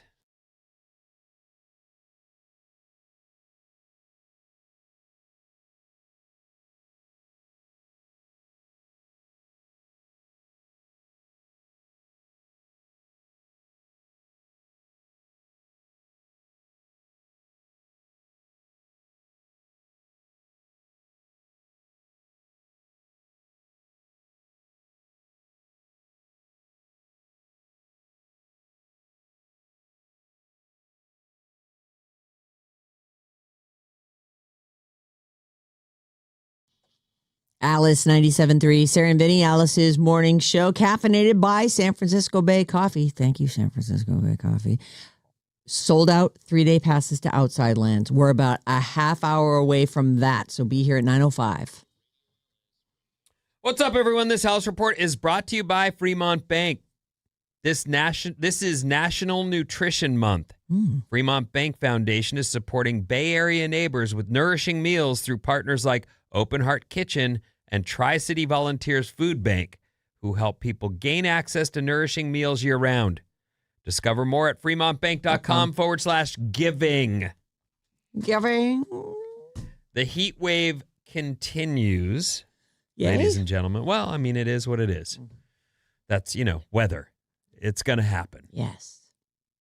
It's warm. There's a big NVIDIA conference in downtown San Jose at the SAP Center, and not only will there likely be a Scott Budman sighting, but there's going to be some traffic too. So watch out. We don't really do traffic here anymore. No, people have an app for that. But, just letting you know, downtown San Jose, it's going to be a little bit packed. March Madness starts today with play-in action, and also, these are things that we don't talk about daily, but the World Baseball Classic has been ongoing, and we are down to the final, and the United States is in. Oh. So it is. They made it. Venezuela versus the United States, 5 p.m. tonight. Go USA! Oh, go USA! USA! And then our own season kicks off next month, probably, right? Isn't that an Any April minute. thing? Yeah, we're there. I love it. Did you fill out your bracket for March Madness? I started to. I will finish it. Since I don't have to think about any of the matchups, I just filled it out in 5 minutes. Your winner is a good dark horse winner. Like, Is that so? Yeah. Who'd you pick? I don't know. Michigan State. Oh, they're good. Yeah, they're good, and they've been playing really well. And They have a known coach who's really good too. So you didn't do bad on that. All right. pick. Way Great. to go. Well, we'll see. And you forgot you're green, but they are green. Michigan State is a green no team. No wonder I picked them. I didn't even know I picked them. Were there like 10 different Michigans? There's It felt like there were a State. lot of different Texases. Eastern Michigan, some Tennessee, Central Michigan. some Iowas. Well, all these schools realize picked. the way to fame and fortune is through athletics. So they have Let's all get in this. upped their programs to get involved in these things that TV. Who knew? People love it. They do love to watch this March Madness, and it is a big deal. So enjoy. I won't. Most people, I'm not going to say it this way. What I will say is Okay. I'm an Apple guy. Yeah. And I love using the AirPods with my watch Yes. to listen to music when I do stuff. Yes. I love it. Yeah. The watch is on. I don't have to fumble with it. No. I just put on something and I'm good. If there's a weak link in any of that, it's that I have to press the headphones, the AirPods, into my brain in hopes they'll stay put. And I try not to move too much, even though I'm moving, because that's the whole point. You must have wide openings because some people can jam, like mine are fine. John's fall out. And would you say he has a wide opening? I guess he has a wide opening. He uses ones that have like the little flange on. He has to have that because otherwise he like turns his head and it goes flying across the room. Someone asked AI, is it possible I'm wearing my headphones wrong? Oh, and what was the answer? The correct way, they say here, is upside down, which I have felt like, is the joke on me? Am I doing this wrong? Because I put them in, I've got the little rubber doohickeys on them, I push them into my ear in my sincerest hopes that they'll just stay put and I can go walk the dog or run or hike or whatever I'm doing, and they are always like... You know, they are designated left and right, but when I use just one of them and I'm laying on my right-hand side, I put it in my left ear the normal way. And then when I flip over, I just pull it out, flip it upside down, and jam it in the opposite way. They say here you can put them in and then rotate them so the stem points up toward your temple, and there's a chance that's going to fit you better. That's the correct way for Are you gonna optimal try that? fit and sound. I'm absolutely trying this today when I get home. I would be doing it now if I had my headphones with me. So you take the opposite one and put the left one in your right ear and just flip it over. Apple's official guide says gently insert into the ear canal and then rotate the stem towards your face until snug. I'm always rotating back towards my lobe. Yeah. Mine hangs straight down. And so I don't know what would happen if I turned it that way. I haven't tried, but they're saying, yes, you can use them other directions in order to get a better fit. I mean, the original ones were just round, so you could change them. The current ones, though, do have a direction. They are say coming here off also, the side. there are images on their website, and people are not wearing them upside down or aimed at their face, so people see the picture. Right, and figure that's monkey how you see, do monkey do. Right. Like, come on. Well, probably for most people, that is adequate. And then for you people with big openings, you got to, change it up a little bit. I don't know about your openings. I don't know about my opening either. Well, we're gonna find out about your I'm very openings. self-conscious about my openings. Let me look at your ear. Pull your headphones off. It looks normal. That looks like a normal ear to me. A little big.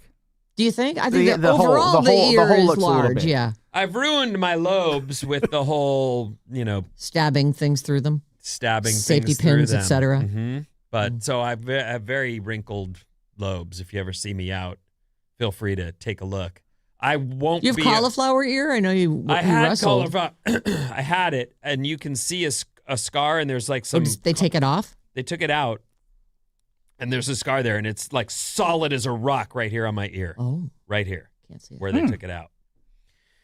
But I didn't want, and especially now that I shave my head, I sure don't want funky ears. Yeah. There's a guy who was doing some broadcasting for the Olympics. I don't want to name him. I'm sure he's a wonderful man. Biggest ears you've ever seen, though, and they are out. Oh, yeah. And I find that attractive. Actually, I like an ear like that. You do? I kind of do. Then Like, I'm going to get you a picture of this guy and see what you have to say about it. I don't know what it is. I find it to be like I think, oh, that person's special. They've got ears that stick out. I like it. Here I had he a friend is. who got his ears pinned back, and I was like, oh, that sucks. You love that? Oh yeah, that's Andrew. Don't say it. I'm not trying to make. Okay, it's Andrew Siciliano. I love that guy. What? He does, well, he doesn't anymore, but he used to do the NFL Red Zone, and he's brilliant at it. And now they have some other guy. I've heard him do radio before, and he's good at it. Yeah. But I, at that time, had not seen him. He was doing I find him very attractive. He was doing the coverage for the Olympics, and there were some shots of him where I went, oh my gosh, dude, not straight on. He's going to take flight. No, I love it. I love that. That's really I find cool. that really cute and attractive. I'm glad to hear that. Yeah. That's really cool. If you're thinking about getting your ears pinned back, maybe don't. Like, a lot of people get them pinned back when they. I feel like I dated a girl that pinned her ears back. Really? And she was like, you wouldn't know. Right. I didn't know. But she said when I was a kid, and I just, my parents wanted to help me. And I was like, I didn't see a picture. She didn't go, well, here's what it looked like. But there was no problem. Right. Having, the pin back didn't show. I think guess you is can my even point. hear better. Like, do you ever, know how you cup your ear, if you're in a place like that? Oh, that guy hears everything. Oh, yeah. Nothing right. gets past that dude. Yes. He can hear UFOs going If you overhead. want to look him up, when I pulled him up, it's the first photo. You don't have to dig deep. Nope. Andrew He's Siciliano. looking at the camera, and they're sticking out the sides. He's listening to you two right now. Somewhere. Probably. Hello, Andrew. I'm a huge fan. I can't believe whoever the guy is, they got to replace you. I don't like that guy at all. I'm just so used to Andrew. I love Andrew. Dogs. What about though? They are good They're the ears. They have best. good ears. Dogs give humans unconditional love and companionship. That's true. But did you know they could be keeping us healthy too? How so? Researchers in Finland studied the air around dogs, specifically the microbes they released. Every time a dog moves or scratches, it sends tiny bursts of pollen, fungi, bacteria, and plant debris into the air. For you to Larger breathe in. dogs can release up to 4 times more microbes than humans. Oh boy. And here's what one of the doctors behind the study says.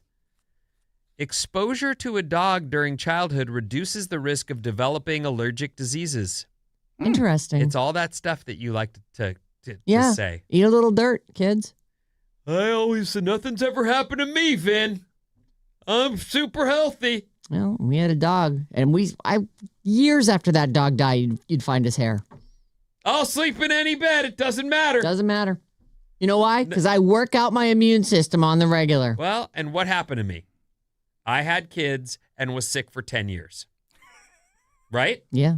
Seriously, this is true. Well, I was you sick, caught every cold you'd never caught before. and then I'd get better and get sick again right away. Yeah, it was great.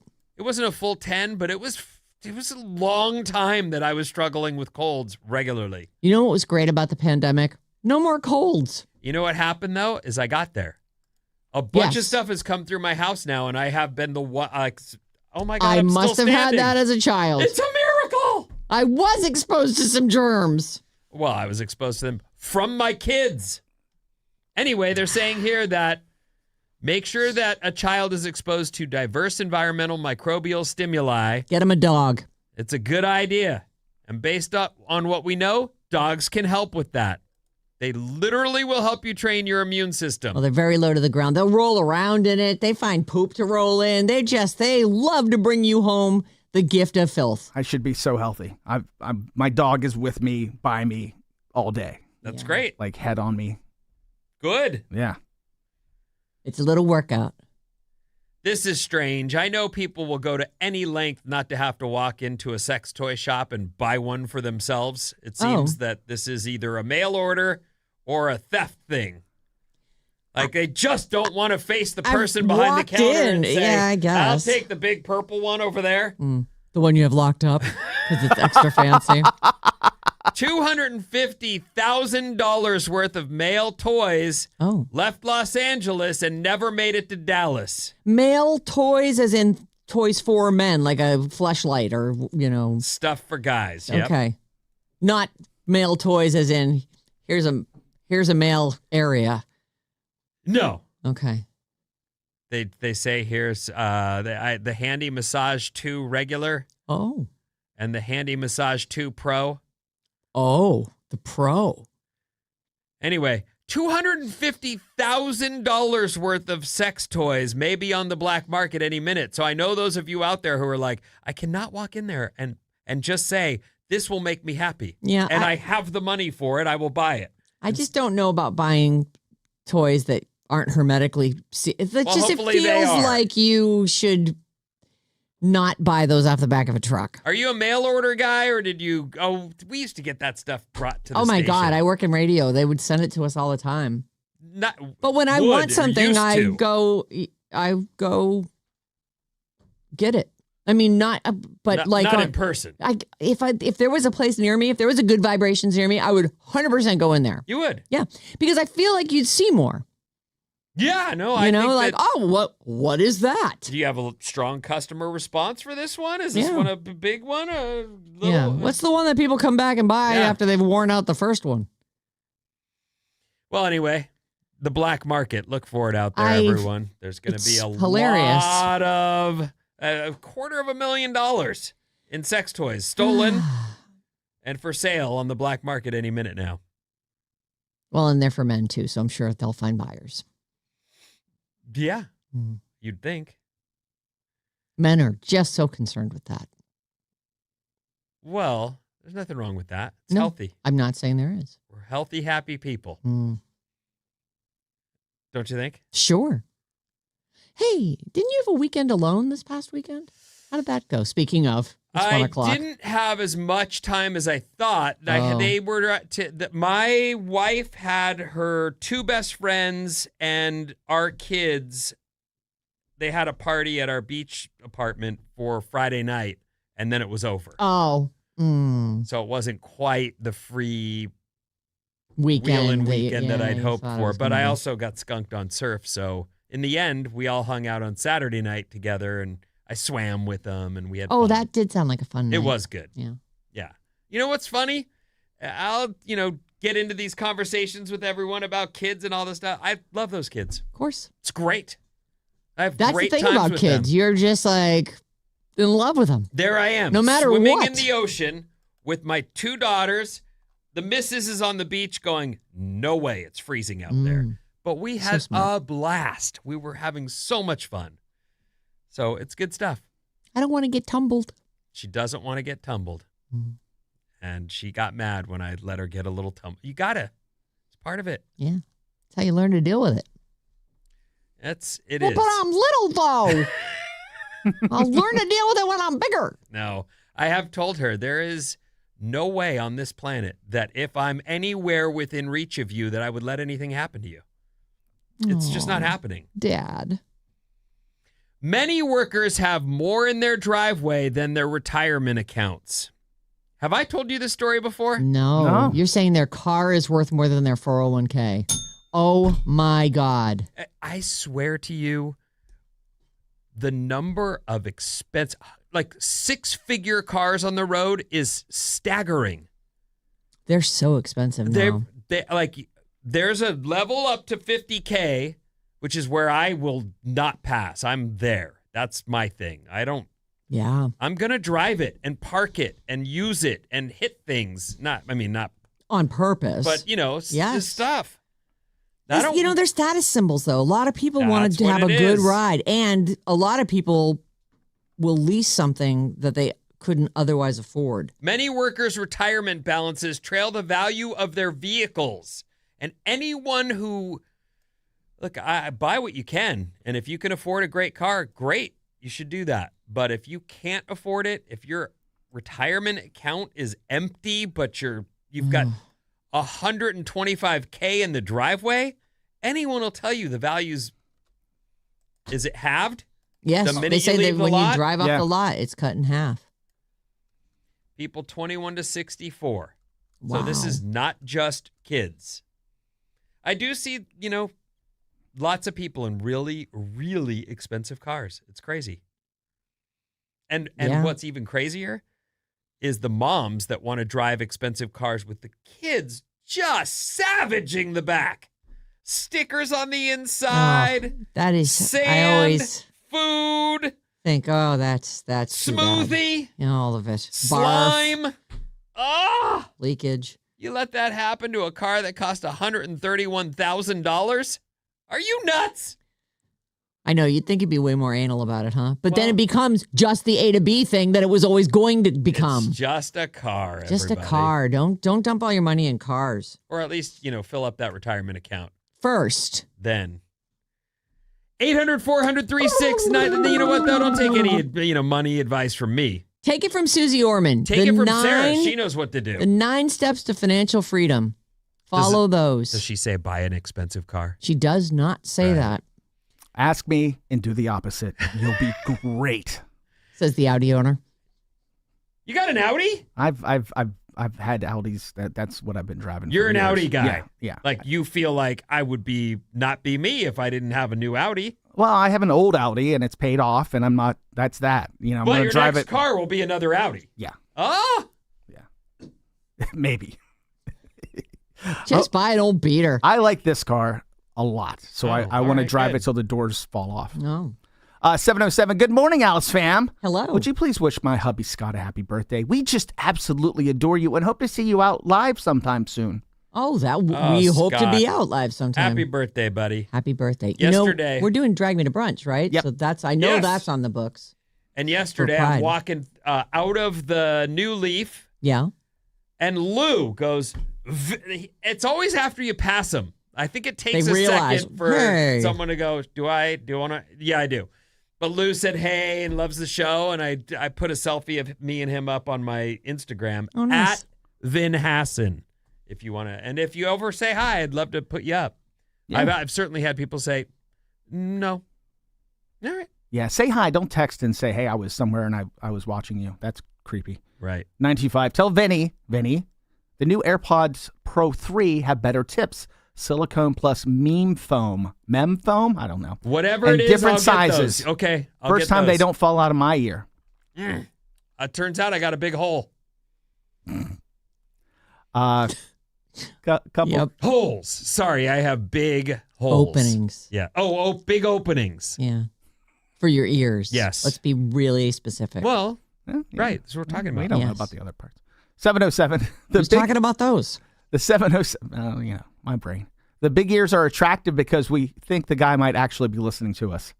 LOL. Oh, cute. Yeah, Is I that wonder it, if that's Sarah? it. Is that a fan who will finally sit back, shut up, and let you say Blah, things? blah, blah, blah, blah. Did you catch that? Yeah. I can't believe you knew who it was. Oh, well, you showed me his face. I'm like, I know, that's it's my just guy. funny. I was love watching that guy. him and his coverage of the Olympics, and I just went, oh, bro. Those ears. Not straight on. I love his whole face. I love his big nose and his big ears. He looks He's like a tiny little thing, Remember too. the thing the woolly guy used to use a magnet to put hair on his head? Like he kind of has that look about him. Oh, no. It's the same guy as Operation, same face. Mm. Anyway, 510. Andrew can hear body language with those ears. Yes, Yeah. they Jorge are and Newark. How you doing, Andrew? very big.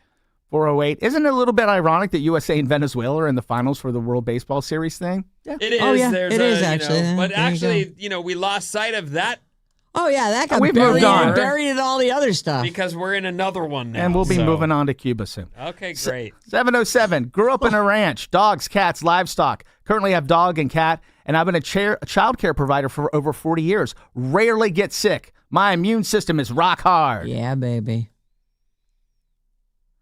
And 415. I work for a collectible car company. These dudes have millions of dollars worth of cars. Some rarely used. It's wild.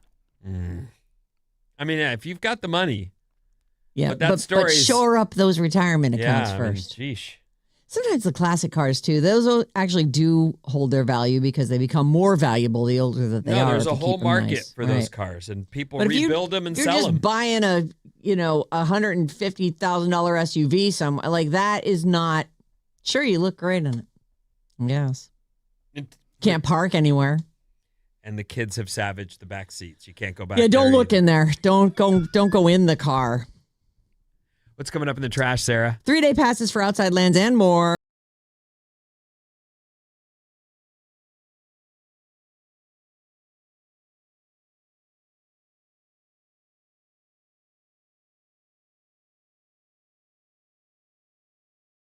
Everybody at the bar getting tipsy. Alice 97.3. Sarah and Vinnie, Alice's morning show. Outside Lands, Outside Lands, Outside Lands. 3 times a day. We have sold out 3-day passes for Outside Lands. You can't get them any other way. You got to stay here and win them. So 3 code words a day. You enter them in at radioalice.com. This hour's code word is summertime. SUMMERTIME. Take the code, don't text. Take the code word summertime to radioalice.com and get it entered in. This is one of those go to radioalice.com ones. This gives you a chance at sold out 3-day passes for Outside Lands starring Charlie XCX, Rufus Du Sol, The Strokes, Joe, and so many more. 3 days of music, 100 different stages. You'll wander all over Golden Gate Park, August 7th through the 9th. This hour's code word is summertime. Take it to radioalice.com, and then Mason has another code word for you at 12:05, and it's Jane with another one at 5:05. This hour's code word is summertime, courtesy of Another Planet Entertainment. You can call or text us anytime. We love to hear from you. Mm-hmm. Your feedback is appreciated. Yes. 800-400-3697. And this whole show is powered by San Francisco Bay Coffee. We're pretty enthusiastic about it. I just started the French roast, and it's very good. Yeah. So if you're wondering, you like a dark roast. I do. I do. But if you're wondering and you're looking, I love the French roast. I love the fog chaser. I do like a darker roast. I didn't know exactly, but I guess that's just what I'm used to. Yeah. I like a medium roast, and they have the Bay Bridge blend. But right now I'm doing the fog chaser, which is more roasted than the medium blend. But the medium blend is perfect for me. Yeah. I'm fine with it all. Love it. Well, for the first time since 1983, and it's even interesting that it happened in 1983 to some degree, vinyl record sales hit $1 billion. $1 billion worldwide. 1 billion. I don't know if it's worldwide. It says recording. It's the RIAA, so that's the Recording Industry Association of America.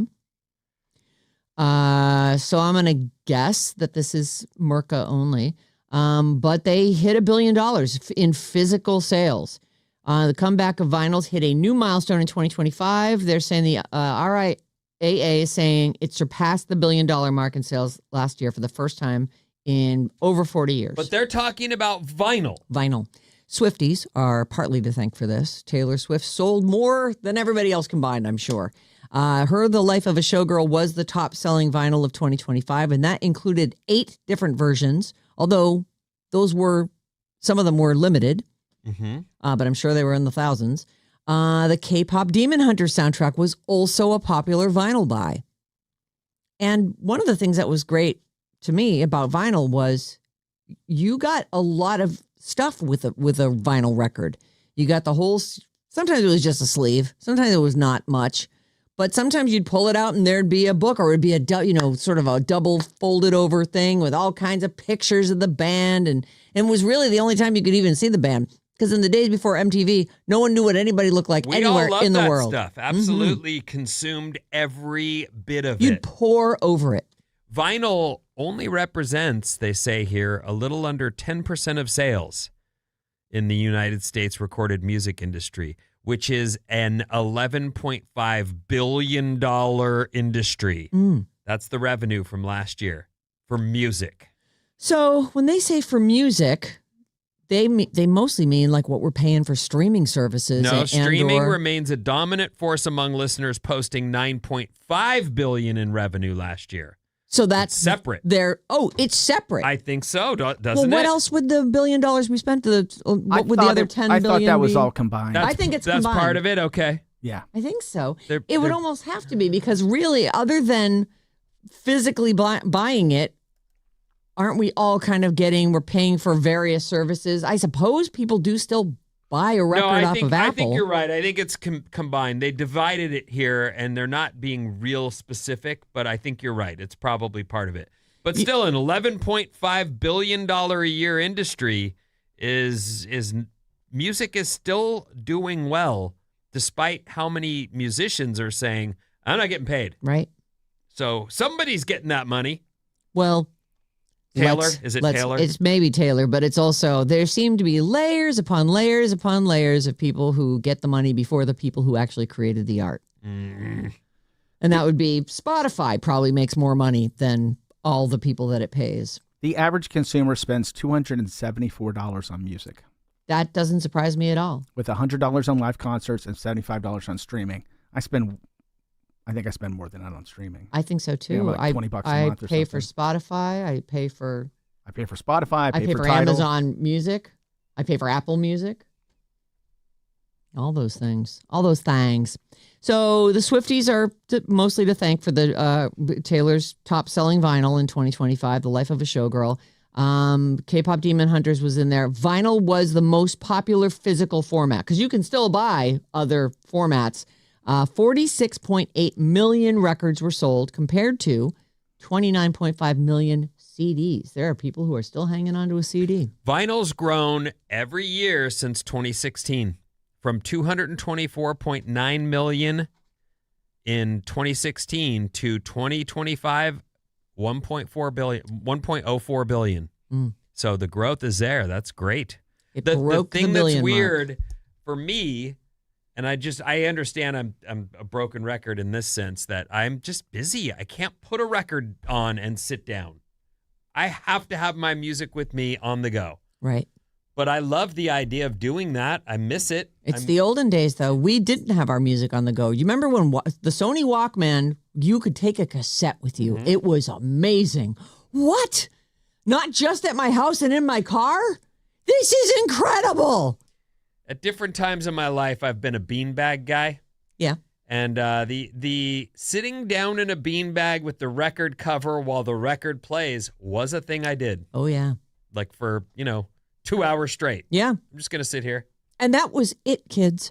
We weren't playing some game on our computer. We weren't, doing it. That was it. We were just that was what are you doing? I'm listening to music. Uh-huh. And that's why I truly did hope that buying my kids iPods when I did was so that they could sit and listen to music in their rooms without anyone But my bothering hands them. are free. But they don't. No. They figured out how to game those things into way more than that. Well, if I had the room for it, I would definitely have a turntable and a collection of records. I have a few records, but they're just like in a closet somewhere. I don't have it. Remember the old rec room? Like the TV was there, and sometimes on top of the TV there was you opened the top and there was like a whole stereo set up, and it would use the same speakers. And then people were like really into their speaker systems. And then we were wiring our houses for all these like surround sound and all that stuff. Vinyl records hit $1 billion. That's great. Yeah. Metallica singer James Hetfield. Yeah. He proposed to his girlfriend Adriana Gillett, or possibly Gillette, with no E at the end. Well, it's Hetfield now, isn't it? Yeah, that is. You're not saying no to that Hetfield. guy. He proposed in about the most metal way possible. Were they in a volcano? They were not. That's a Were good they? guess. Was there a dragon breathing fire on them? Closer. Were they backstage doing big lines and drinking? No, further away. He can't do that anymore. Oh, okay. He's one of us. Oh, yeah. Old. Well, And retired from the partying, yeah. I don't know. I give up. He proposed to her with a sign that could withstand underwater during a shark dive. Oh. whale sharks, which aren't they're not kinda shark, nearly as yeah. dangerous. But still, yeah, that's cool. it's pretty metal.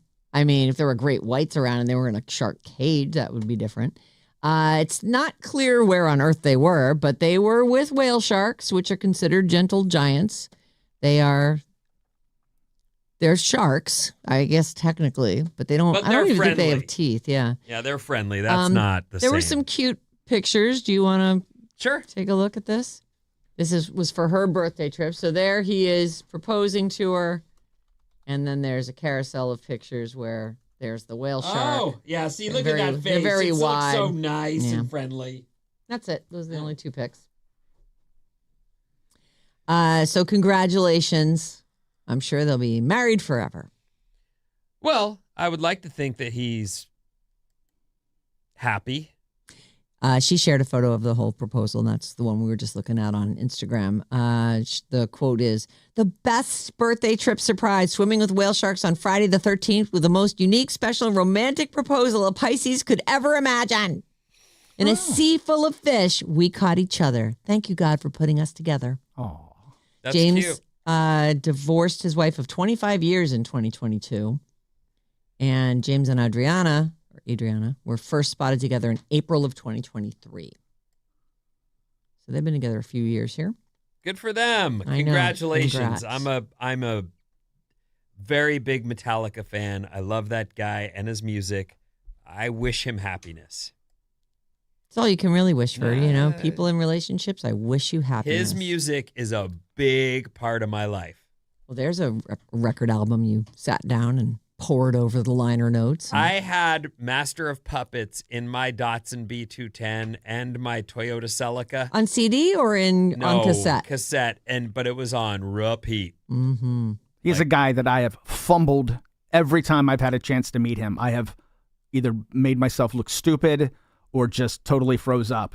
I never had a chance. Yeah, I I just met Lars, blew but it. I've never had a chance to meet the I don't others. think I've met Lars any is of those guys. he's easy to talk. He Yeah, loves he is. talking, but James he's just intimidating. It's just, And we had and he's awesome. Kurt resting mean face. on our show. Oh, that's right. We did. So I have met a guy from Metallica. Yeah, we had him on our show. Mm. That was in the Embarcadero. What was that for? Did you write a book or something? I do not remember. Or maybe he was on somebody else's album? I know he did come through. That was. I don't remember why we had him, but I love him. Mm. And he's a long-time Bay Area guy. Like, was in the band Exodus and left Exodus to join Metallica. I actually think he's Mike Borden's best friend. Oh, Yeah. That wouldn't be that surprising. No, those They- guys a all lot- know each other. A lot of these guys that are in big bands now were learning to play music at the same Together. time. Primus, those guys. Who's the bass player who died? Cliff. Yeah, he grew up with Cliff. Oh, he did? Yeah, Oh, they grew. wow. They're like neighbors. Oh, A bass player and a drummer. Of course. Mm. What's Jenny's number? 8675309. You dial that now. It connects you to a cancer support group. Okay. You got to dial a 272 in front of it. But I don't know. Now we have to put in 10 digits anyway. You got to have an area code, so you probably couldn't even call just plain old 8675309 anymore. But now it connects to a cancer support group in one area code anyway. If you dial CSC, Cancer Support Community, 8675309, that's 272-867-5309, you can talk to a professional. Tommy Heath of the band Tommy Two-Tone, who is behind Jenny, 867-5309. Jenny, who can I turn to? He says he's proud to be part of the effort. Like all of us, has loved ones who've struggled with the disease. He also dealt with a minor bout of skin cancer himself. His quote is, "I'm out on tour with a lot of bands and suddenly someone's not there. Cancer's affecting us all." Yes, Vinny, your hand is up. I have a question. Mm-hmm. Have you ever had your phone number written on the bathroom wall? Not that I know of. Isn't But- that part of that whole 8675? Like Yeah, in yeah. the video. that's For a written? good time, call. I mean, that's a mean thing someone does to a person, to right? to a girl. do people Usually- still do that? I don't know. I don't know. I never did it, but I was Oh. curious because, like, what is Is it only in the men's room that stuff gets written out? Yeah. Have you ever put somebody's number up? I don't think so, but I definitely grew up where people did that a lot. Like, and if you go to the bathroom saw a and number, you saw would numbers. you be like, I'm going to call that and see what happens? No, I would figure that's a mess of bad news. Oh. But those were back in the days of the crank call, so you might have write crank. it down. I Right? did a lot of. I thought I was a jerky boy. I would crank call people all the time. So No more crank calling. There is no more of that. Nobody ever. If I don't have you in my contacts, I'm not picking that phone call up. Right. Think about all the radio. Like we used to do. We'd sit after the show and just do crank calls. It's illegal now. I know, until we got a good one, which is why when you hear good ones now, it's like, that's an actor. Yeah. No crank. It's calls. illegal to do it. Yeah, you can't. I call love people. doing it live on the air and seeing what would happen. Yeah. And I definitely We called tons of people in the early days. called the White House 5 times only to be told by my boss, they've called us and you need to knock that off. Oh. The Secret Service has taken notice. Yikes. I don't want that. All right. I figured. What? It's a big deal. Ella Langley, she had a big hit. Still has it. It's still in the top 10, I'm sure. It's called Choosin' Texas. And it tops the Billboard Hot 100 for, I think this is the third week it's going to be at number 1. And she ties with Taylor Swift for a unique record. The most weeks at number 1 on the Hot 100 for a song by a woman that also hit number 1 on the Hot Country Songs list. Taylor doesn't chart the way she used to on the country song because she specifically said, I am not country. Do not put me on the country list. I'm on the Hot 100. For Taylor, it was a song called We Are Never, Ever, Ever Getting Back Together in 2012. 3 weeks at number 1 on the country charts, 3 weeks on the Billboard Hot 100. I remember the announce, though, where she said, I'm going pop. What year did that happen? 2010. What do you think? I'll say 2009. 2014. That's a point for Vinny. All All right. right. And we're going to play a different game today. That is not that long ago. No. And she has taken over music She in that has. time. I'm bummed Bob isn't here because we play a game on Wednesdays called Bridge the Gap. So I was looking around for like and I found a Trivial Pursuit, just decks of cards. Each one is from like the 80s, 90s, Oh, great. 2000s, and 2010s. So I picked it up and I'm going to use it today. I want to try out some of these questions. So I'll use it for the daily game today. Great. Yeah, that'll be fun. We'll do like one round from each, and you guys will get chances to steal and stuff. Why not, right? We'll play from all the different decades. It Fun, sounds fun. very fun. That's the new thing I told you about first thing this morning. That's what it was? Yeah, because I was going through it, and so it was top of mind, and I was like, ooh, Oh. you're going to like it, something new. Well, I'm not disappointed, but I did, when you said, I've got a surprise, something new for you, I was Got like, something new what's for gonna you." happen? Nothing that good, Vin. Another game. Okay. Well, that's good too. Lizzo has announced her first children's book. It's called Lil Lizzo Meets Sasha B. Flutin'. And it's inspired by her flute playing and her That's own cute. journey to music and self-discovery. And it is actually a sort of a copy. She's Lizzo B. Flutin'. Sasha B. Flutin'. Sasha Beatrice Flutin'. That's the character's name. And that's her alter ego, as opposed to Beyonce's Sasha Fierce. She said she was inspired she's always had this kind of in her back pocket because Sasha Fierce is Beyonce's alter ego. And it's, and Lizzo related to Beyonce's different personalities. She was in college studying the flute. And she's an amazingly talented person too. And she explained she had to choose between the two sides of herself, and the flute could be her own alter ego. Sasha Fierce, Sasha Flute. I'm looking for her last record release because it seemed like she was about to come out with something, and I don't feel like we saw it or heard it. I don't know if she got canceled. She definitely but went through some She stuff. went through some stuff where there were people who were on her dance troupe who were bummed by some like fat shaming comments that she would make. I think she had taken them to strip clubs and stuff, too, Oh, and tried to yeah. force them into different situations. That's right, Vin. That's just what I remember yeah. you telling me. But it looks like My Face Hurts from Smiling is the third mixtape by American rapper and singer Lizzo, but that was in June of 25. Well, I suppose she's due for another record then. But right now she is writing books. Okay. She's announced her first children's book. This is a story about finding your voice. Lil Lizzo meets Sasha B. Flutin. And it's inspired by her own journey to music and self-discovery. All right, Ben, what's coming up in the news? Russia has a statement about us and a bridge I'd like to sell you, and more after these.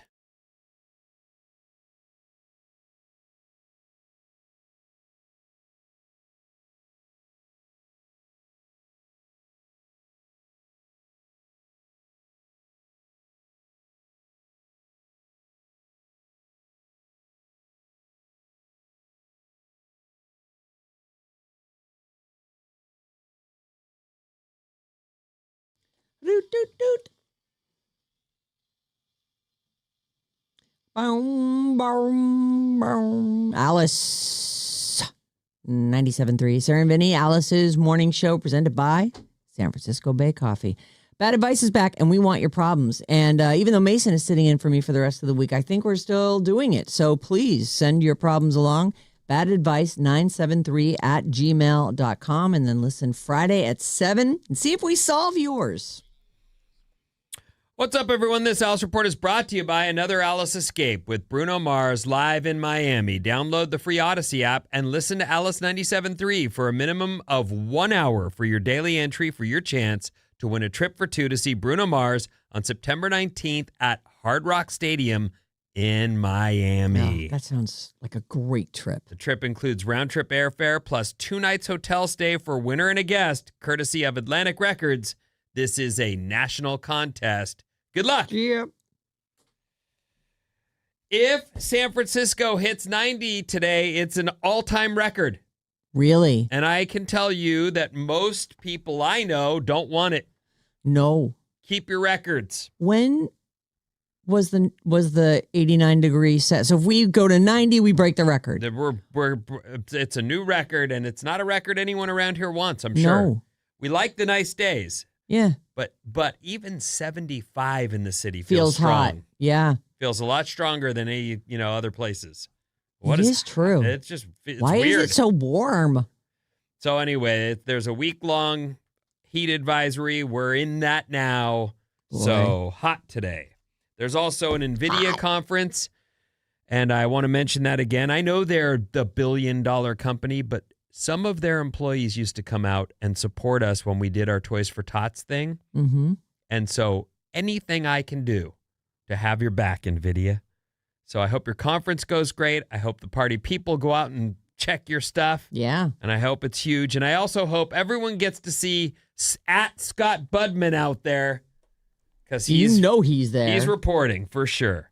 Also, March Madness starts today. It's the play-in stuff. And there's a big baseball game tonight. The 2026 World Baseball Classic Championship is Venezuela versus the United States.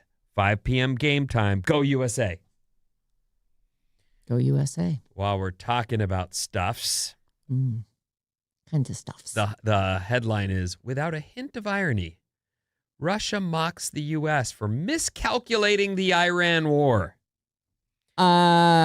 Hello, Ukraine war. Yes, that's exactly this will the be about point. 3 days. They say We will that flatten them, take their resources, reincorporate them back into our country. in a war, we'll defeat Ukraine in 2 days. Oh, 2 days, sure. Was the original statement. Mm. And they've miscalculated hugely. That is actually really funny. As I mean, not in that Moscow's- it's not that funny because it's war and people are dying. Right. But still, seriously, Russia? Moscow's Seriously. war enters its 5th year Oh my God. without a visible path to victory, as they comment on the United States. Perhaps we just withdraw. Maybe you've forgotten that we're in that war. They aren't wrong though in that as they say, I'm sure the United States thought that they would be winning this. They say if they thought they could do this to Iran in a day or a few hours, they're probably now just realizing they miscalculated. Yeah, all of this stuff, these guys, these wars. Please stop. Please. Exactly. Anyway, everyone, let's just stop. Like, worry about what's going on in your own country and like, just cut it out. Russia opened its mouth. Thanks, Russia. You're adorable. Thank you. This is kind of sad, but I guess it's the reality as we see AI. Oh, what do you got? Spreading wide. Its fingers are in everything now.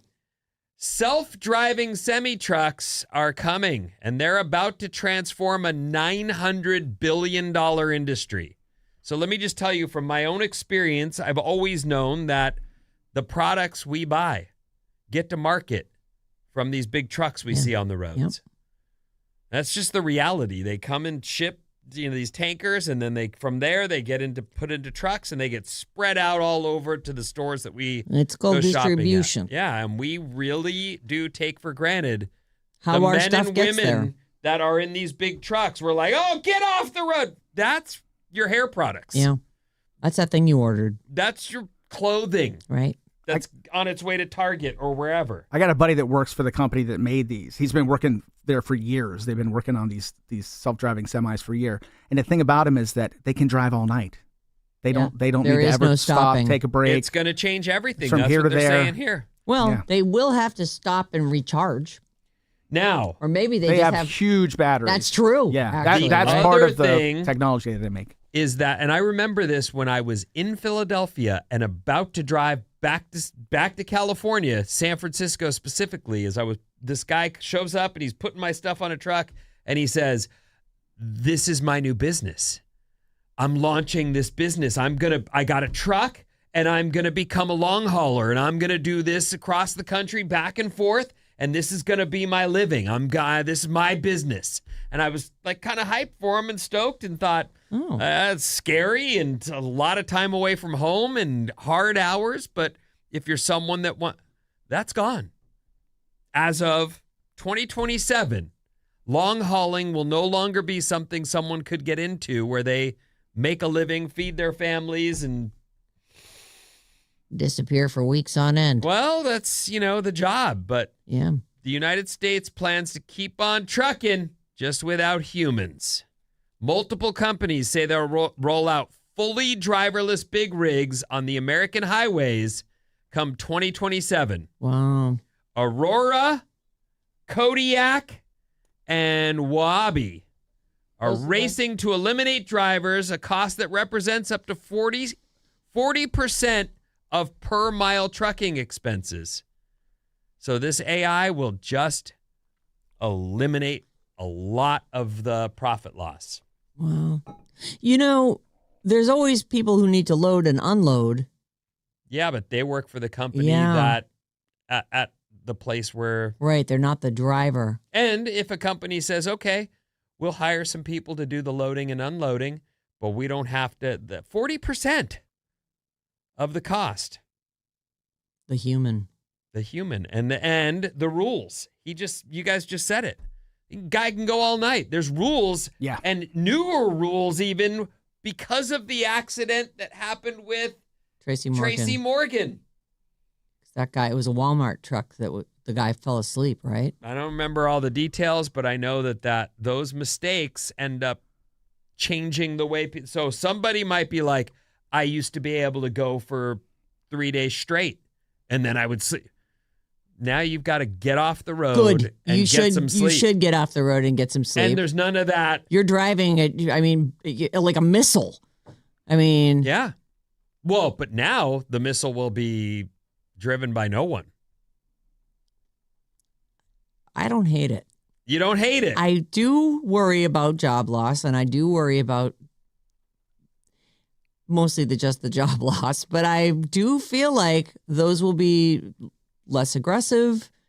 They'll be able to go all night long. I don't know. I feel like let me read maybe this to they're you. safer. Aurora plans to grow from a handful of autonomous trucks to more than 200 by year's end, then thousands by 2027. The company recently launched a 1,000-mile route between Fort Worth and Phoenix that surpasses what human drivers can do without stopping due to work hour limitations. Get off the road and get some sleep is the order. Well, not to mention, I got to eat, I got to pee, I got to, there's a lot of human things. Well, you have to imagine many people, as I described earlier, built their business on their ability to not stop and not sleep and not eat. I can do it. And I'm sure it caused all kinds of problems with addiction to meth and other. Yes. I'm sure. Well, we've all seen Smokey and the Bandit. That was a couple days. I follow this lady truck driver on Instagram. She has a dog, and it's just kind of fun to see what their daily life is like. And she logs in. Like, you have to log in. Once your hours are up, you have to stop driving. Like, it is definitely very regulated now. As it should be. Well, they're already dangerous. Dramatically. And that person with the hope and a dream of starting their own little business, their cross-country haul, that's over because they have eliminated human beings from the trucking business. Yikes. That's crazy. That is very, very crazy. But it'll be interesting to see even what the front end of these things has to look like. Like when you think about a truck, it's got a huge engine. And now I assume, well, maybe they're not electric. They must be electric, right? I thought they were electric. Yeah, I know the company that... Because you'd need almost nothing. As long as you had the sensors all around the bottom of the rig, like you wouldn't need a place for a person to sit. You wouldn't need an engine. Here's what they look like. I pulled, yep. Oh, some of them are. No. They look... Go to this one, though. Look at that. Yeah, they're a totally different Oh, wow. There's rig. A Tesla one. Yeah, it's a rig that does not have a big front end on it. Doesn't need sleeping quarters. Look at the one to the left of that. Look at that. There's nothing there. That's just they've loaded It's not even a phony shipping window container. To show you there's nothing. Of. I guess it looks like there's a portal on the side where someone could enter that area, but for the most part, we're talking about it's a rolling shipping container. It doesn't even have the front wheels. It's just the trailer part. That's crazy. They say these megawatt charging long haulers can go 300 to 500 plus mile ranges. That doesn't sound like a lot. No, so they would stop down and probably do supercharged. I'm sure they're going to have some kind of network of supercharged stations specifically for these. That's what they're building out. They're building that stuff out right wheelers. now. Wow, that's something, huh? Well, it's coming. I'm thinking about how they make the wide right turn, and then if you're stupid enough to be in the beside them on the right-hand side, you could get clipped. It's at least with a human. Well, I guess they'll see it, right? They're not gonna. They're probably their whole thing is they have nothing but patience. It's not even patience. It's just Waymos just sit and wait until it's clear for them to get over. They were a little more aggressive than they have used gotten to be. a lot more aggressive.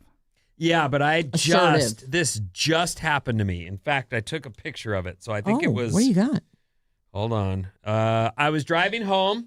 I turned down one of the alleys to cut over to Second from Third, right here where we leave. There. Sorry, where we leave. And I was going down an alley, and there was a Waymo coming at me. So but then it tried to park, and it was trying to park, and it couldn't get it, and I'm waiting, and the cars behind it are honking, and it's just trying to park, but something is confounding it. I don't know what. Oh. A visual it's picking up. I don't know but we all had to wait. Until it figured it out. Did it give up? It did. Oh, really? Mm-hmm. And it let us go by. Wow. Where's the photos? Is it just trying to parallel park? It was trying to parallel park. I would think they'd have that down, no problem. Oh, here it is.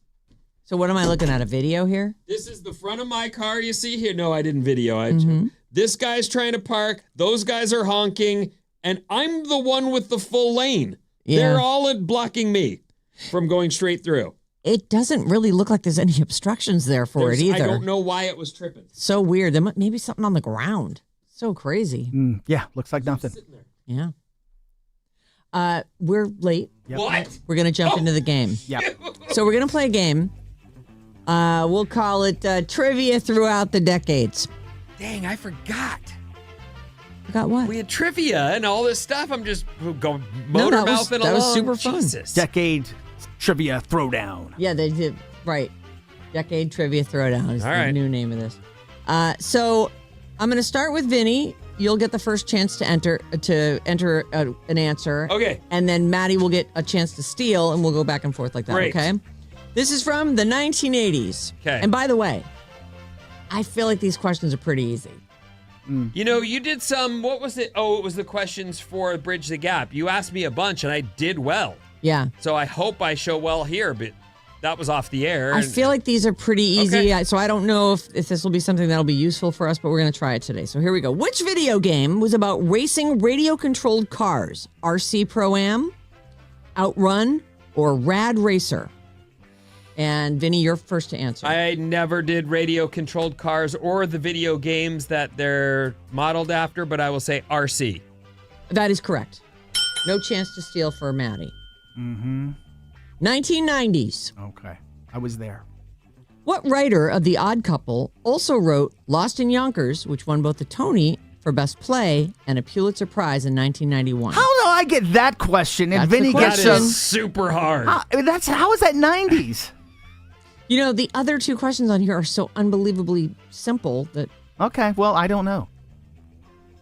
chance Read to it steal. one more time. What writer of The Odd Couple also wrote Lost in Yonkers, which won both a Tony for Best Play and a Pulitzer Prize in 1991? I am trying to think of one of those names that's just wildly famous, but I can't. Neil Simon. There it is! That's the dumb name! Well, he could have mentioned another one, like Barefoot in the Park or something. Jeez. Oh. Oh, if I'd had Barefoot in the Well, Park, why I didn't would've you gotten just- it then. But if you knew that name and you had some, Yeah. you should have just thrown it out there. All right. Okay, go. Vinny. Yeah. What Jane Austen novel was expanded to include zombies in 2009? I know this. I know and you I do. don't know it. Sense and Sensibility. No. It's something and something, though. Something and zombies. Got it. This is a hard one. No, It's it's, not not. hard. It's not that hard. You're going to kick yourself in yeah, here. all right, go ahead. Pride and Prejudice and zombies. Ah! All right, and Maddie, you're first on this one. This is our final question. What calming sensation, often associated with whispering, was given a name in 2010 and inspired a huge YouTube trend? Oh my Something God, RM. bro. ESRM? No. Vinny, your chance to steal. ASRM. Ah. No, ASR. Wait. Read it again.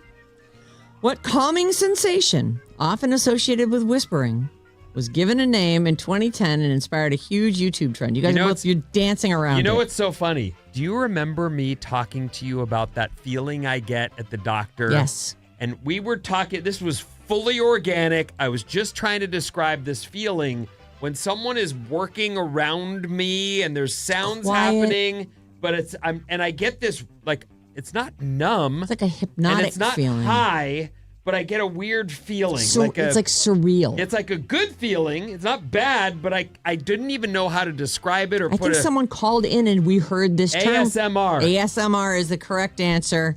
And by a score of 3, you came in with a point. So by a score of 3-0, Oh, the massive throwdown of the decades. I can't remember what we called it. decade trivia throwdown. Decade trivia throwdown.